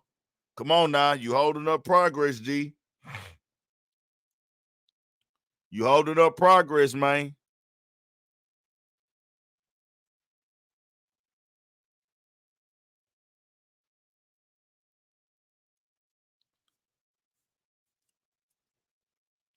Actually, my favorite song right now is Babyface Ray, Gloria. That's the one I've been having on repeat. They on a little break right now. We letting them get it together. Until they get it together, we are waiting. We are waiting for Dog to come on here and speak. Haywood, yes or no? You coming on? Well, come on. Grab the link, G. Grab that link right there if you coming on. You don't have to put your face on camera. I just got to see you in the backstage. Because we want to go ahead and debunk.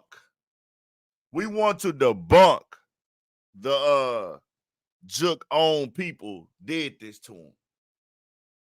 I want you niggas to start using y'all brains. We can entertain ourselves with our conspiracy theories and dumb shit. Well, the link is there. I'm waiting on you to grab it, G. The link is there waiting on you. They back. They ain't speaking yet. They on a recess. We letting you come on and explain your theory. You don't got to put your face on here. Just grab the link. Yeah, anybody can join right now.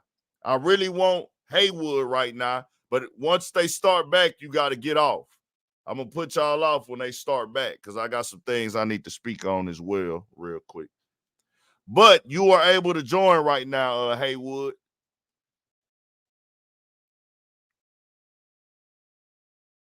Y'all looking too deep into it.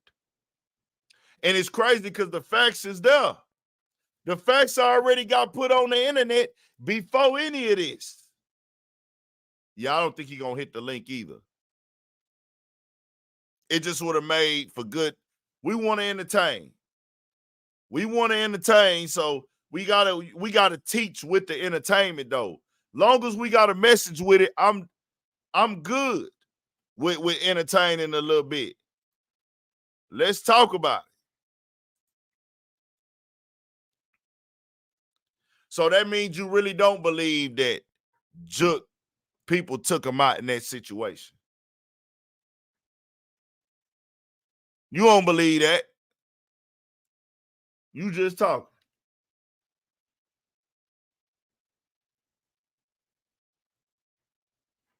He don't believe that, do we, y'all?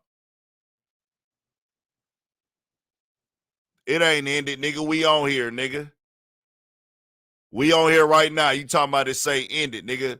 Go to the comments. You go up in there and grab it, nigga. We watching it live, so you can't say it ended.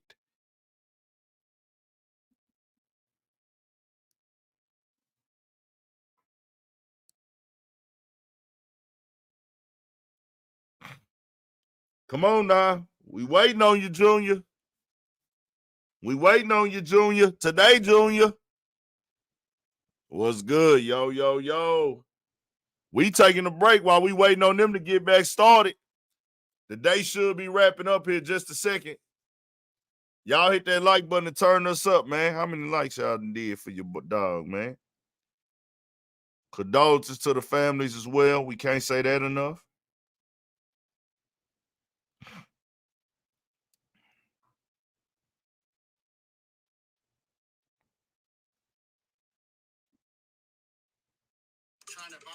My bad. It don't look like he gonna join. Don't look like he gonna join.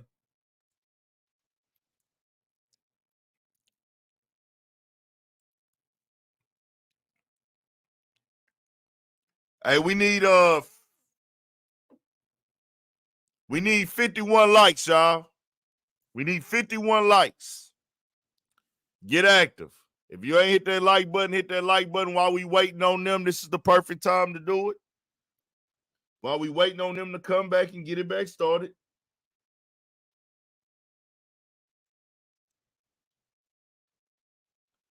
While we wait on them, y'all hit the like button.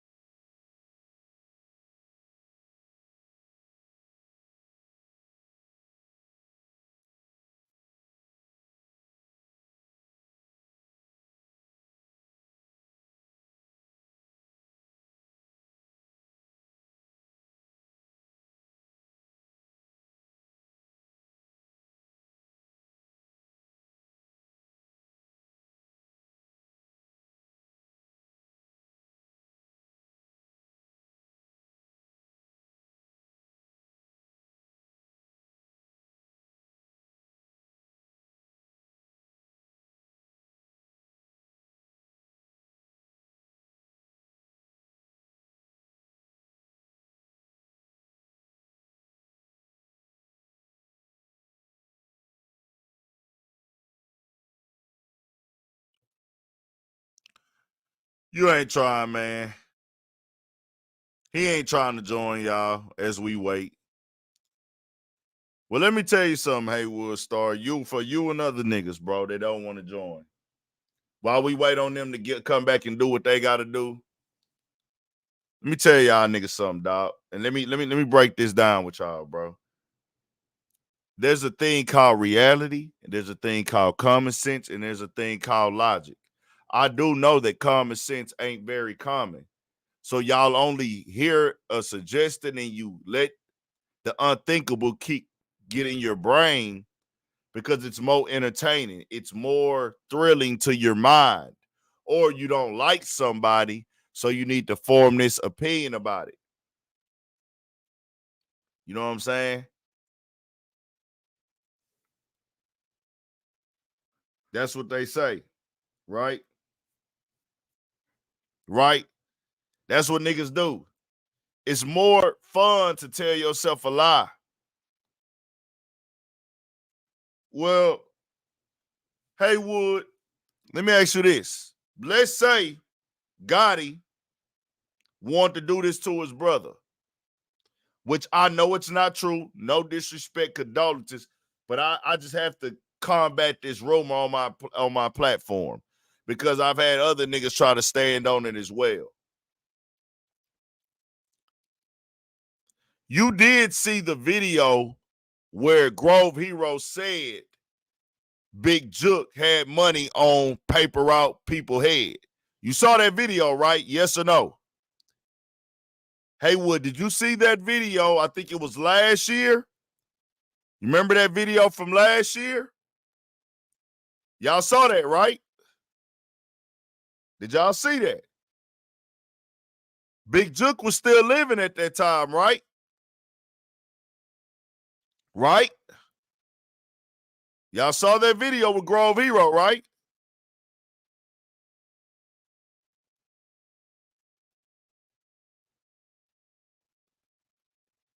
Hold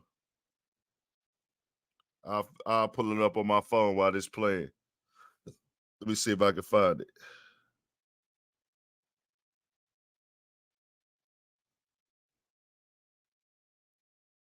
Santa put tears in my eyes, bro. When I couldn't hear that, bro.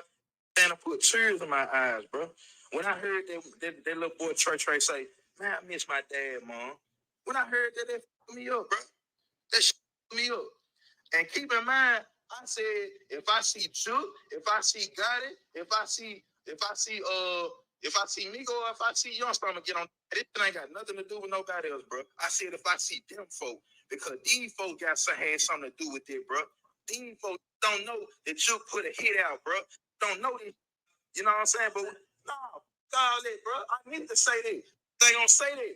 They ain't gonna tell the truth, but they ain't say, man, hey, bro, how you gonna feel if a nigga told you, hey, man, look, bro, my Juke put a $40,000 hit on you, bro. Like, man, come on, bro. I couldn't hear that, bro. Hold on, he gets more in depth. If a nigga told you, hey, man, look, bro, my Juke put a $40,000 hit on you, bro. Like, nigga, man, come on, bro. I'm standing on that. Bro, I'm not no shake ass nigga, bro. Ain't no nigga finna tell me a nigga put $40,000 on my head and I'm finna do this, bro. Anybody that associate with you, and this ain't got nothing to do with them other folks, bro.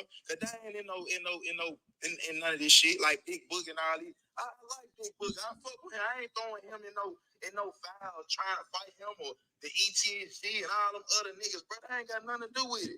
But youngster, you want to sit up here and smoke weed and be at the cemetery and be on some tough ass shit. Migo, you want to be in my inbox and be on some tough ass guns and shit. Where you gotta live with that? I knew if I caught you at the airport that you ain't got no gun, bro. You ain't got no gun, bro. You do not have no gun. So you gonna have to stand on it.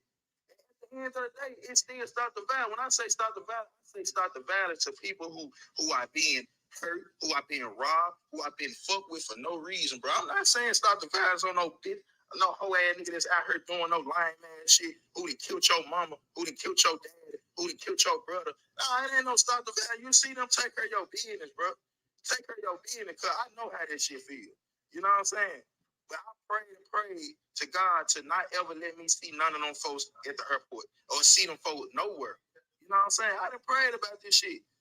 Know what's up with me. Folks in my hood know what's up with me. You know what I'm saying? But bro, and then you got your uncle calling, Jessica Kale. Come on, Kale from my hood, bro. Kale from my hood. Jessica, you fuck with Kale. You got the nigga got his uncle calling in my hood, pulling up. Nigga, you only came to my hood, nigga, because you know Kale. I grew up with Kale. Kale from my hood. That's the only reason why you was able to come to my hood, bro. Come on, man, stop playing, bro. Like, y'all nigga over there going, bring your guns to my basketball court and all this old lying ass shit. Nigga, you nigga police as hell. You kill me, everybody know who done this shit. You the police, bro. You are the police. Let's be real, dog. You are the police. Come on, man. Like, bro, if you want to fight me, Whoever want to fight me, you do what I did. I pulled up on a nigga. I didn't have no bunch of niggas with me. I didn't have no gun on me. I did this shit the old days. You get your one. You heard me? Don't bring no 20 niggas with you. Don't bring, and let me speak on that other shit. The bring tool with my bag, no, bro. I'm not in tool with them folks. Them folks don't got nothing to do with that. Why you think big homie came to my food truck? We ain't got no problems, bro. I ain't never had no problem with these folks. It's certain folks that got something to do with this. It's Shook, and God really ain't got nothing to do with this shit. But Shook is his brother. It's Shook. Y'all heard what he said, right? This was when Big Jook was alive. This was when Big Jook was alive. This was recorded December.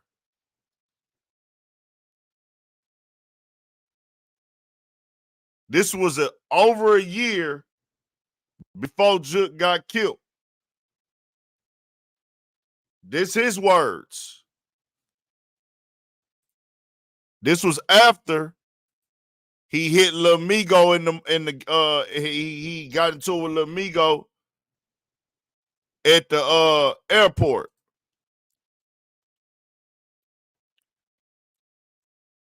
This is December 2022. Jook got killed in January, February. He went live after he got into it with Lil Migo at the airport. He don't like Lil Migo. This is his own word, so we can clear this up. He don't like Lil Migo because of some Lil Migo in his eyes said that was disrespectful about Dolph. So look, he said Gotti ain't really got nothing to do with this, but Big Jook is his brother. Don't bring, and let me speak on that other shit. The bring tool with my bag, no, bro. I'm not in tool with them folks. Them folks don't got nothing to do with that. Why you think big homie came to my food truck? We ain't got no problems, bro. I ain't never had no problem with these folks. It's certain folks that got something to do with this. It's Jook, and God really ain't got nothing to do with this shit. But Jook is his brother. It's Jook. It's Jook. It's Migo. It's Youngster. These the folks that got something to do with this shit, dog. You know what I'm saying? So if I see you and I feel threatened, I'm finna get on your ass. Whatever y'all want to say, y'all can say whatever y'all want to say. Bro, you both be stopping the violence. Man, fuck all that. If I feel like a nigga finna kill or hurt me or I feel in harm's way, I'm getting on the nigga ass. You ain't talking about nothing. I'm securing me. Fuck you talking about. I ain't finna let no nigga. Man, come on, man. I would have been in that motherfucker parlay and shit and walk past him. He sprung on me. Y'all would have been laughing at me. Man, bro, man, let me go spray on his ass. Man, hell no. You finna see me spray on his ass. Fuck wrong with you, man. Y'all stop playing with me, fool. Y'all, for all you niggas talking about, oh, bro, they gonna kill him.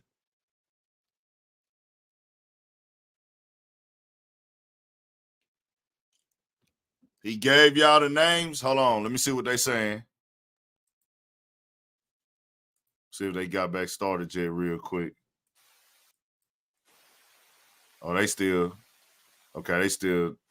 getting it together. Now, let's speak on that, y'all.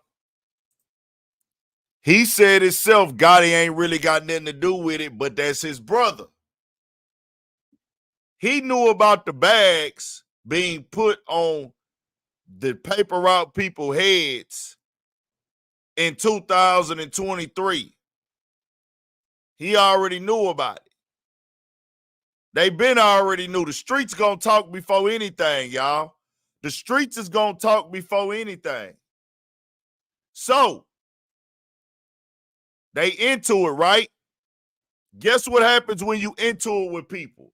Whether it's the rappers, the entourages, or just people who have chosen a side in the streets, or you in street beef for any way, shape, form, or fashion. Once it's out there that you done put money on somebody's head,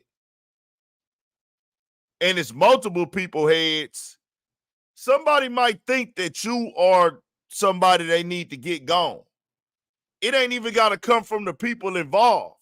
We don't know who did what. I don't need to know. I'm just trying to tell y'all when y'all come with these theories about, yo, Gotti did this to his brother. Do you know what you're saying when you say that? You know how down, low, and rotten somebody got to be to do that?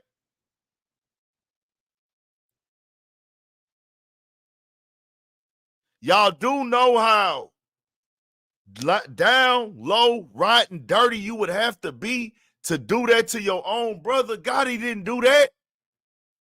They into it with some niggas. And we don't even know if it's paper route. We don't know who it was. We don't know who nobody is. Bro, like I told y'all, it's easy to kill. It's easy to kill.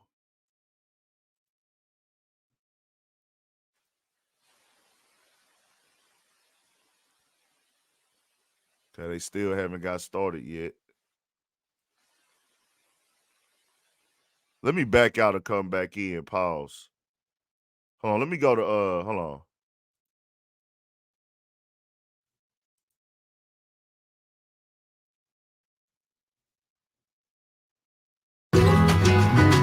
When I heard I was approved by one main, I was very relieved. We're gonna get back to ecstatic. it in a second. I just felt like a ton of weight was lifted off my shoulders. There's just something special about Texas weekends. Something that makes us push a little harder. At the same time frame. Okay, we back. that the No, we homicide- not back. I'm tripping.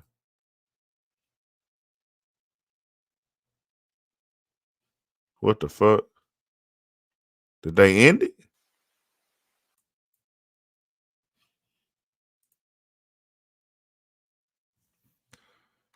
Hold on. Let me go. I'm going to go over here to Fox real quick, y'all.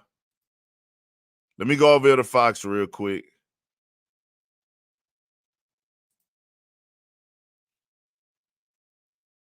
It's still saying live.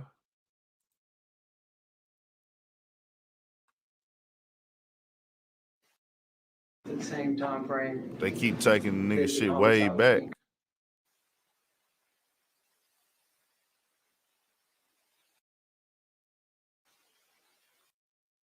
453.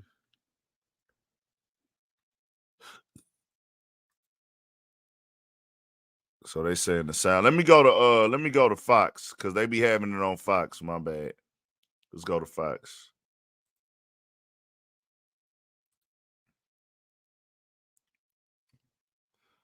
See if they having technical difficulties over there at Law and Crime Network. Y'all turn it up. Oh, it might have ended.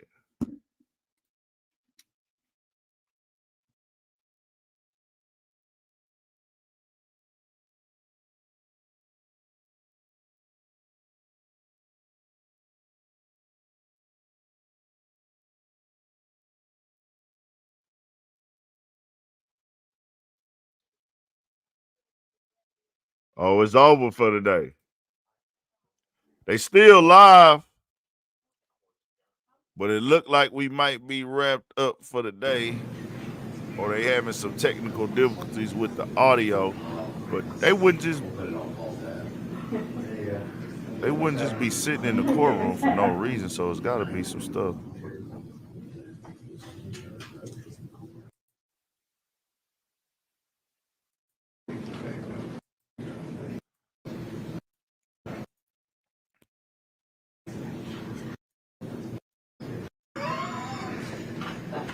All right, I guess we done for the day on that topic. So I want to finish just getting that point across before we go and do some final just thoughts on this thing, bro, because, bro, this shit ain't about being street with me, bro. Like, I be wanting y'all niggas to be understanding the real and how this shit really go and quit falling for these online gimmicks and these niggas that's feeding y'all this bullshit, dog. Stop listening to these theory niggas, these niggas that don't use common sense and don't act like they claim they be outside. They claim that they street niggas. They claim that they this and they that. But, bro, I can't tell with the motherfucking shit y'all be saying. Niggas be sounding dumb as shit to me. You niggas ain't got no fucking common sense with some of the shit y'all be making up in y'all fucking brains, bro.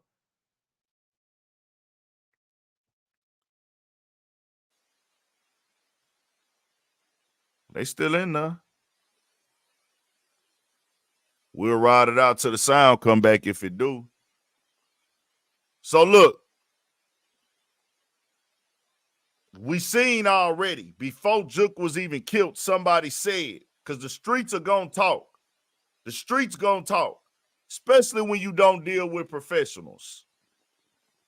When you're not dealing with professionals, the streets gonna talk, my nigga. The streets gonna talk. The panel been open. The panel open, my nigga. If any nigga want to come on here and defend these nonsense ass theories,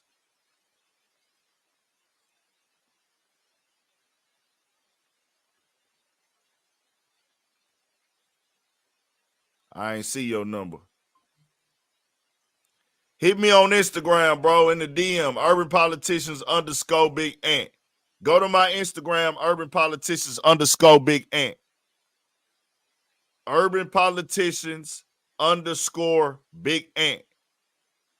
Or underscore, whatever the fuck they call it. urbanpoliticians_Big Ant. Go over there and call me on that DM. Now, the reason why I told y'all that is because you know it's a back and forth thing going on with this. It's back and forth. Whether it's the rappers involved or the entourages or the streets or the hoods involved with it. You know it's back and forth going on. Now, when it gets into a back and forth and it's this big and heavy and it has a divide in a city to a certain extent, you don't know who all your enemies are. You don't know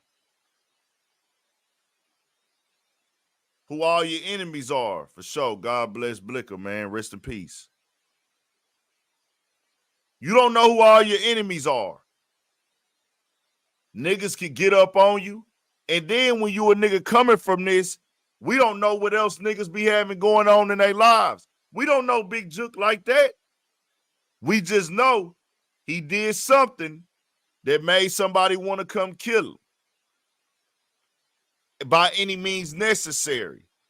And I say by any means necessary. Get ready to slay y'all this didn't holiday know, y'all season with couldn't an understand in-stock, why ready to ship Eon Mirror that 9 happened laser. at that funeral. Act fast and we'll throw in a free EMP fiber Y'all laser can't valued understand at why that happened at that funeral. Y'all can't understand why they did it there. Do y'all want to know why they did it at the funeral? Y'all want to know why? Do y'all need to know why? Why did they choose the funeral? The after the repast or whatever? Y'all don't know why?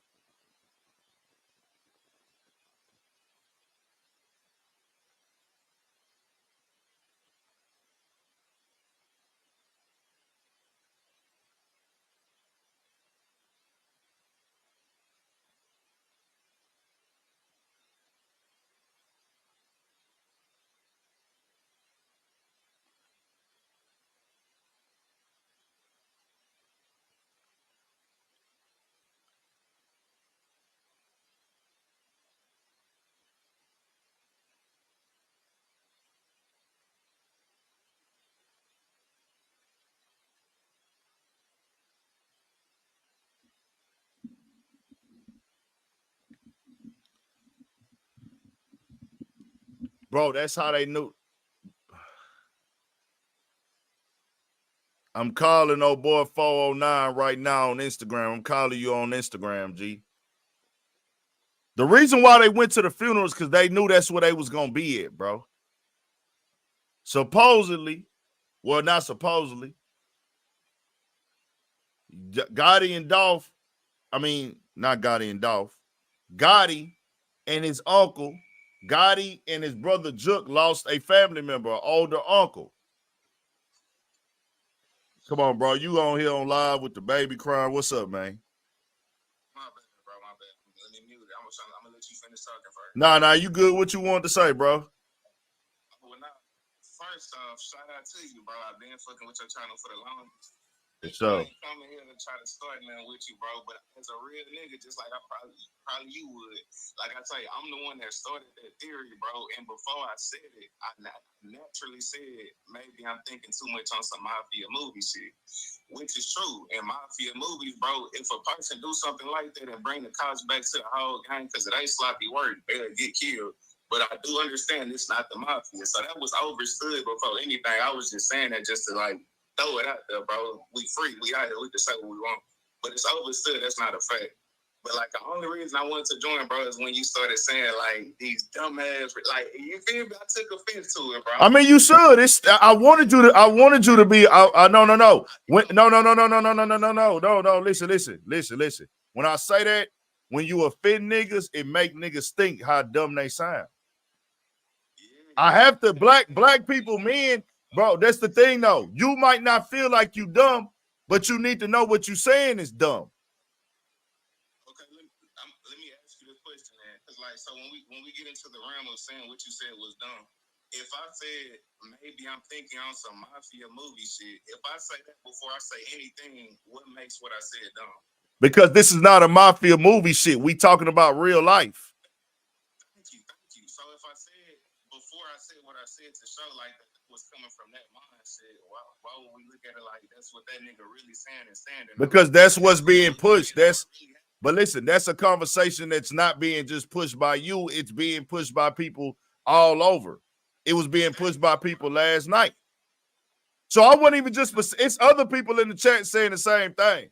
So you got bunched up in that. But listen, you got bunched up in that. You took it like it's only directed at you, but it's for any nigga that's saying it. Okay, on here. But I had a whole conversation about this for 2 days.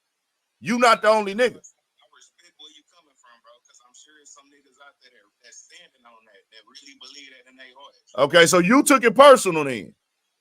Yes, sir. Okay. Okay, then. Well, I'm gonna say this to you. That's why I had to come and speak. Okay. When you was like the other dude, when you even show your face, I'm not saying he a peon, but we know peons like that. They'll talk on YouTube all day, but never show their shit. I was like, I'm definitely not one of them niggas, and I'm definitely the one that said that first. So I'll be real, I took offense, but I just had to get on. Yeah, well, it's no point, but that's the thing. What you got to do as well, if you know you're not meaning it seriously, then you got to let it fly, not let it apply. Yes, sir. If it don't apply, you gotta make sure you let it fly. If you know, like, well, dang, I really don't mean that shit for real, there ain't no point in getting offended by it. I'm talking about the niggas who really trying to push that narrative out there and that want to argue and make it seem like this is a real thing. And I'm glad you're here now so we can go and debunk it, because what needs to be known and understood, you don't get one without the other, right? That's how life works when it comes to things like this. So we already know before Jook even got killed, there was a nigga that came to live and said, hey, that nigga had bags on our heads, right? We just seen what Grove Hero said, right? We then have another nigga come out and confirm that. Yup, it was a bag.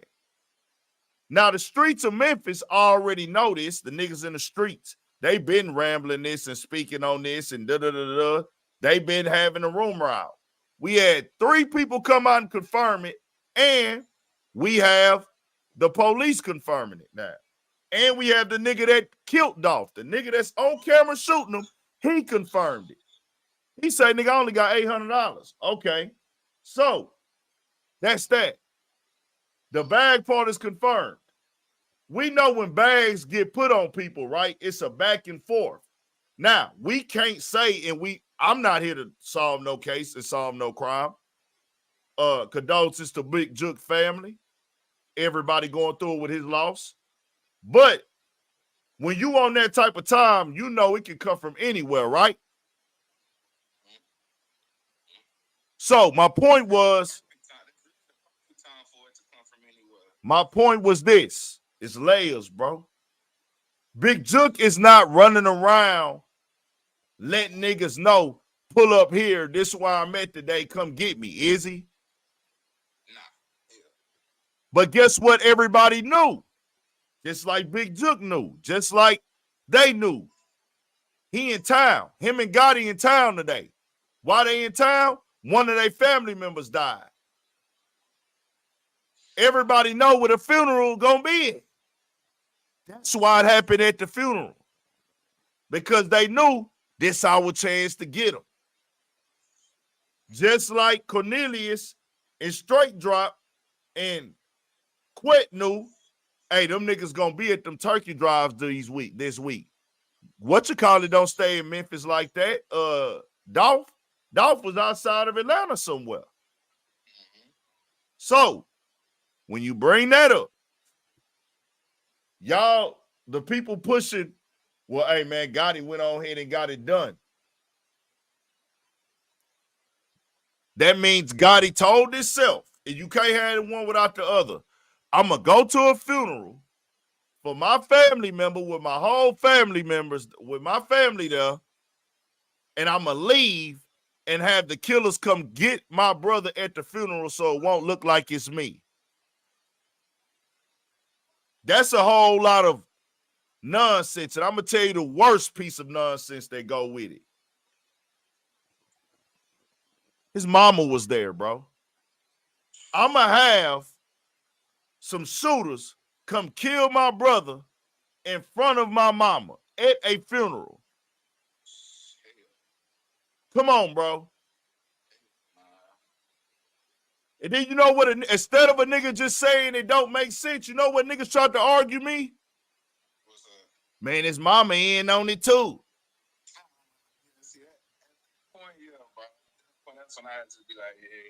So that I'm just saying, we in this world where people want to stand on stuff that makes entirely no sense, bro. And I just have to wake niggas up because niggas start just saying shit. I'm like, bro, you can't get one without the other. They was at their uncle funeral, they whole family there.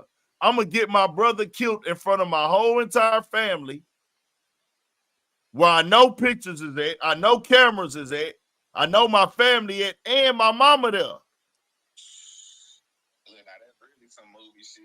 And then you know what niggas say? Well, man, that make him look less guilty because he didn't. Knock it off, bro. You forcing yourself to believe some bullshit, and we got to get past that. We got to get in it on top of the fact, fam. They went and did it there because that was their opportunity, right? This the time we gonna be able to get the nigga. They ain't gonna be expecting us to walk up and do it right here. They went for their target. Now, even more so, I'm not saying that Paper Route did it. The police got all this information. They got all these lives. As you can see, they got the phone calls, the text messages, everything on the camera. They got Big Jook calls, all this stuff, right?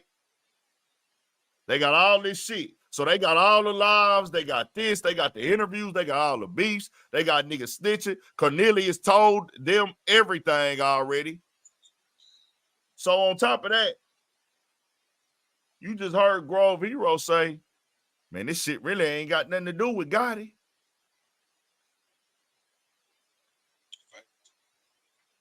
So out his own mouth, he said that's his brother though.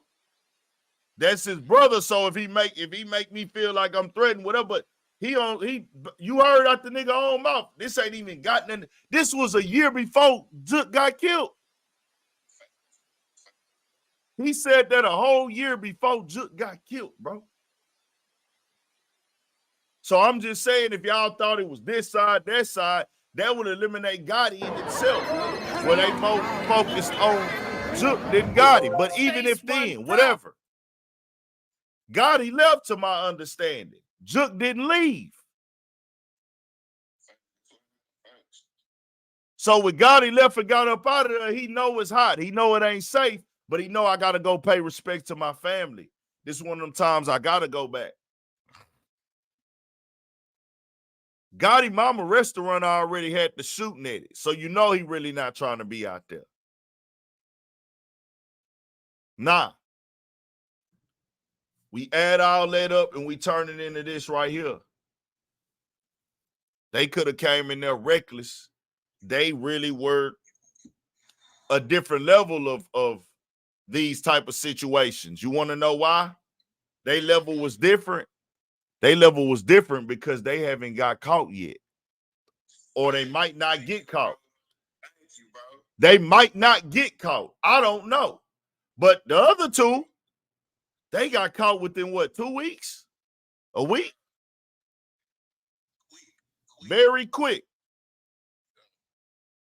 So that's all I wanted to put out there to niggas. There's levels to this, bro. I don't want my people doing this at all. I don't want my people killing each other at all. I don't want us going out here and doing this because we see it ain't worth it, bro. They keep showing us in real time. Bro, do you know how quick you can run through $100,000?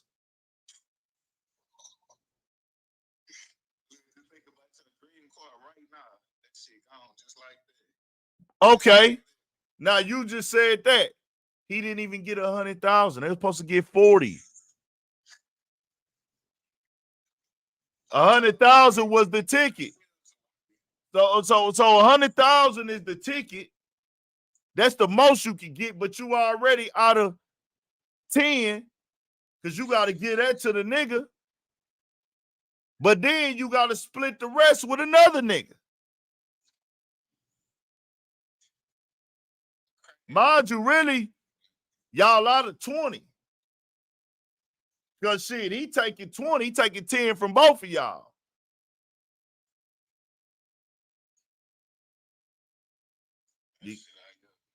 So I'm just telling the people the real. I just want people to understand the real and how these things really go, bro. Them niggas was destined to fail. They was destined to get caught.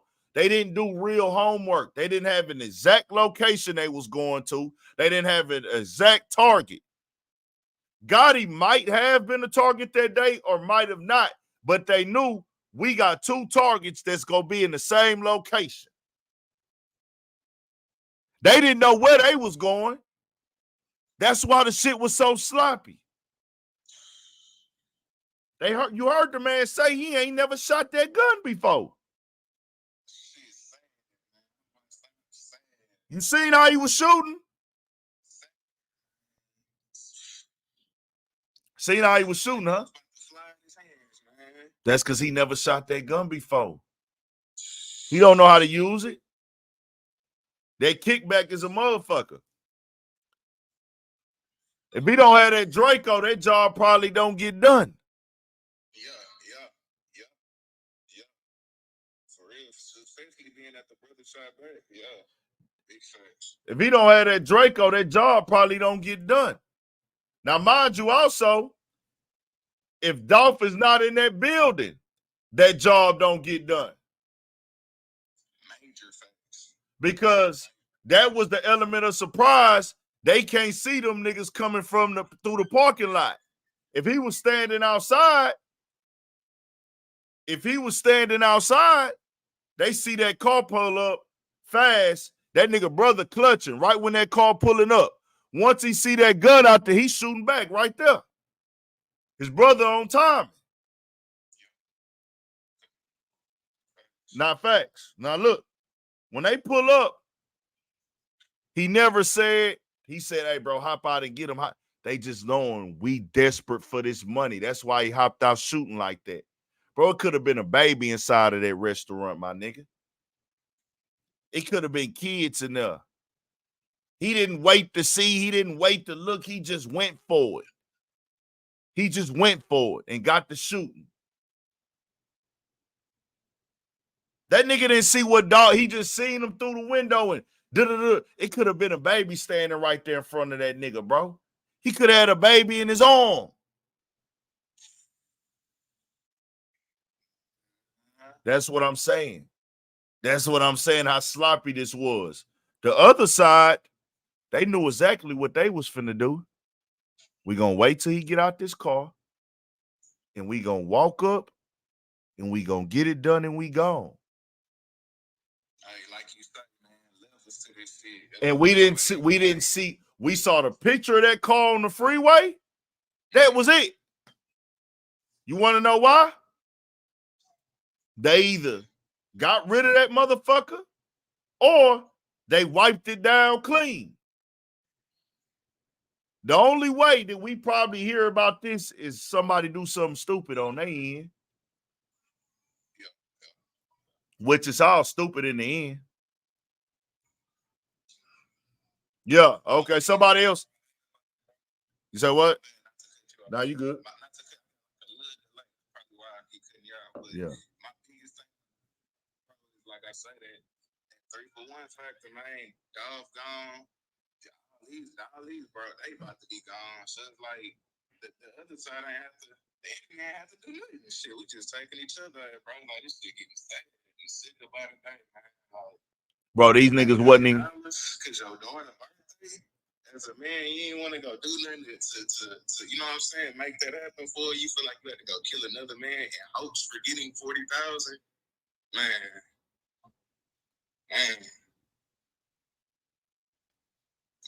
Hayes, you're not correct, Hayes. They didn't know that Dolph was gonna be at the turkey drive. They didn't know that. They didn't know who was gonna be there. They just knew that they was doing turkey drives all week. They figured he would be at one of the turkey drives, but they were not specifically leaving the house for Dolph that day. They was leaving the house for anybody. They didn't know that they was going to get Dolph. They was going to get anybody. They felt that Dolph would be there. Stop with the rumors and the lies. I know some of y'all are trolls. The real has already been spoken. They saw Dolph at the light in his car. They didn't kill Dolph at the turkey drive. They ran into Dolph at the light. They was looking for anybody from PRE, not even Dolph. Now, Dolph was most definitely, that's the main target, but they were going to go to any turkey drive, and anyone they saw that they felt they could get, they was going for him. So you can't say it was, hey, we going for Dolph. They saw Dolph at the light. They didn't plan on catching Dolph at the cookie shop.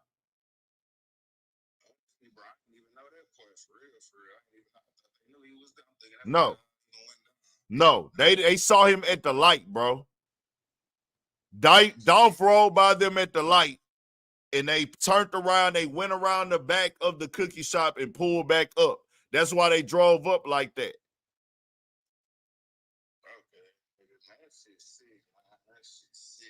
That's what happened, bro. He told it. They explained it. They showed the video of them pulling up. They got video of him. They didn't catch him at no turkey drive. They saw his car. All it was, they knew that he was in the city, and they knew they could possibly catch him at a turkey drive.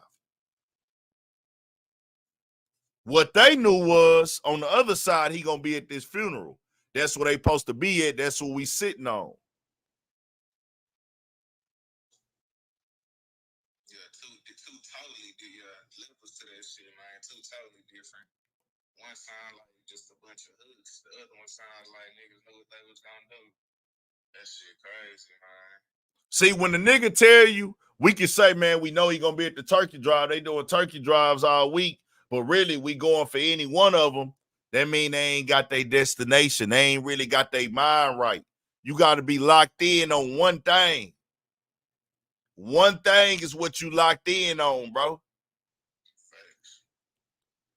They wasn't locked in.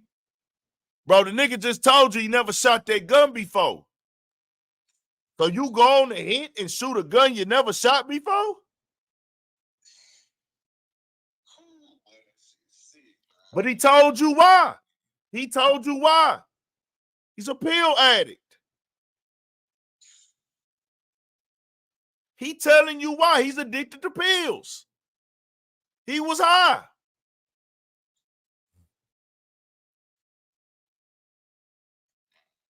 What you said earlier, you say imagine how good he feel when he sobered up. When he sobered up and all them drugs got out of his system, he realized how shit looked, what happened, what he thought was going to happen, and realized what type of deep shit he was in.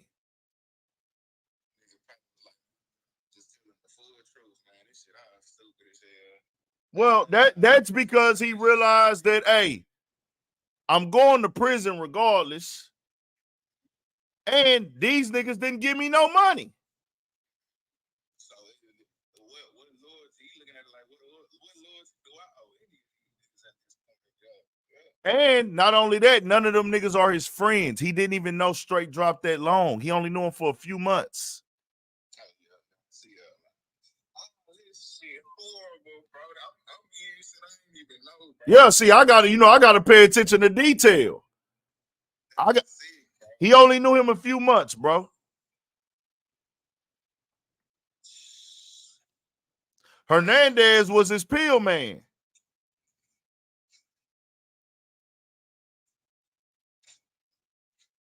It is what it is, bro. So that's just that. That's all I wanted to put out there for the people today. Wanted to get y'all some facts. Wanted y'all to understand what happened. Cornelius decided to go in there and tell everything because he felt, hey, bro, them niggas ain't look out for me. Them niggas ain't take care of me. Them niggas, I sobered up, and he said my conscience started eating at me. He didn't even get no deal. He not even getting a deal for telling. He said he feel it's the right thing to do.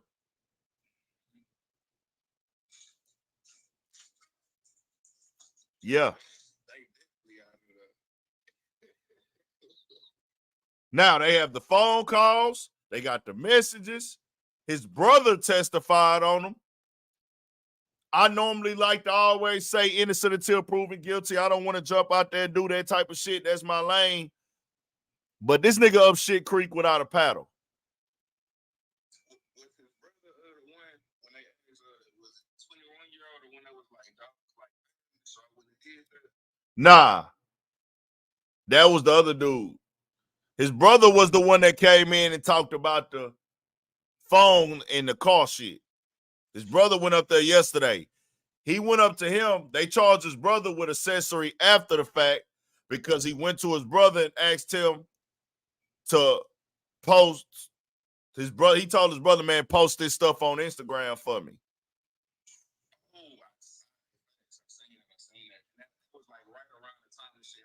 Right after.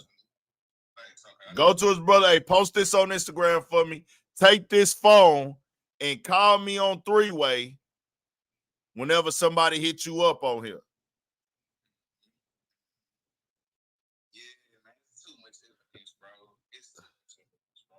They got him. They got his whole day on camera pretty much in the stolen car.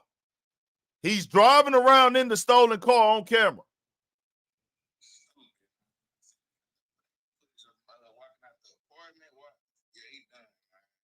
Walking out the apartment, walking in the apartment, going back, leaving with packed bags.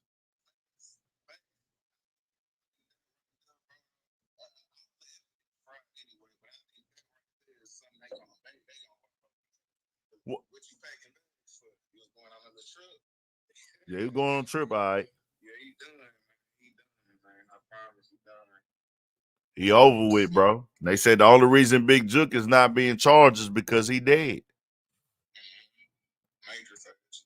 Look at only two options, right? Shit, Big Juke way getting in that pen, man. Hey. When they say that shit, bro, it's only two ways, right? I'm just gonna tell y'all once again, bro. Do y'all best to stay out these situations. I ain't telling nobody how to live life. I can't tell y'all. All I can do is say we can see both sides in real time. I'm gonna say this again. For the streets, the hood, the gangsters, the traps, the everything, bro. I'm not judging y'all. Y'all are my brothers regardless, my nigga. All of y'all are my brothers through God. Through blood and God, nigga, we all related in some form, shape, or fashion. Whether it be through blood or through God. I say all that to say this. For the streets, when it comes to this snitching and telling, when it come to your crew, your hood, your block, whatever you rep, it's more niggas that snitched in your section that you claim on gangsters. More niggas have snitched on more gangsters and street niggas than civilians. So you hear them say, well, he is a civilian. Scratch all that shit. It's more niggas that have snitched on niggas in jail right now. It's more niggas doing time from another street nigga telling on them than it is a civilian. Am I right or am I wrong? Yeah. That's just that. I want everybody to know as well, this is an everyday thing in society. Not just, this ain't just a rap, hip hop, black urban street thing. Murder is going all across the world. Murder is all over the world, bro. Murder is all over the place. Murder is all over the globe. Murder is something that has been a part of life forever. Bro, they kill. People kill. Humans kill. This has been going on. Niggas been snitching. The only thing is, in rap and hip-hop, we are seen as the cool. We are seen as the trendsetters. We are seen as cool. We are seen as fly. We are seen as lit. So everybody watches us. On top of the fact, in our culture, foundational Black American culture, Black American culture, FBA culture, we give a very cool soundtrack to our culture. Whether it be gangster rap, street rap, trap music, drill music, it's cool, it's fly, it's lit. We give you the soundtrack to what we doing in the streets. Other cultures, they don't give you a soundtrack to their criminal life. And if they do, it ain't seen as cool as ours is. It ain't fly as ours is. So they try to make the streets represent everybody that's black. We in that today, and we gonna keep going against that narrative. It's more people that get up and go to work every day. It's more people that got jobs they go to every day than it is niggas that's in the streets. We don't turn our back on them because we still love them. Them still our people, bro. They just going through something. They going through a phase. We pray that they get out their phase and they can make it out and they can find their exit strategy. We ain't finna shit on them and tear them down. We got to correct it. We got to speak the real on it to discourage the next generation that's 10, 11, 12, and 13 from going in that same direction. So we got to speak the real about it, but we know that they caught up in the phase. They caught up in the life. But if you peep, whenever somebody else do something, do they make that represent their whole race? No. Do they make that represent their whole culture? No. You see what that woman tried to pull with Diddy and with Method Man? Oh, does this mean hip-hop is on the decline? Because Diddy caught a case, that means hip-hop is on the decline? Are you serious? This ain't got nothing to do with hip-hop. This is just a nigga that committed a crime who does hip-hop. So that makes it part of it, but it ain't that. And we know it ain't that. But that's what the media does. That's it, man. I think they done for the day. We gonna get up out of here. Y'all stay up, stay blessed. We'll go back to Fox real quick, make sure they done. People still in the chats. I don't know what they discussing, but the trial should be over for the day. We finna get back to it.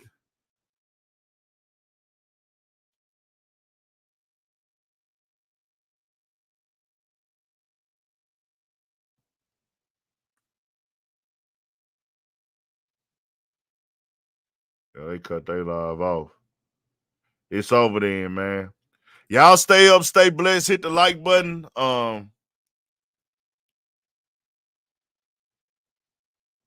Hit that like button, turn it up. We'll try to tap into the Marcellus Williams tonight on live later. I'm going to go live later, I guess about 11 maybe. We'll see. Maybe earlier than that. Maybe a few hours from now. I just got to see how things are going. We'll try that. See what else we're going to get into for the day, and we'll figure it out, man. Y'all hit that like. Y'all turn us up. We got more coming.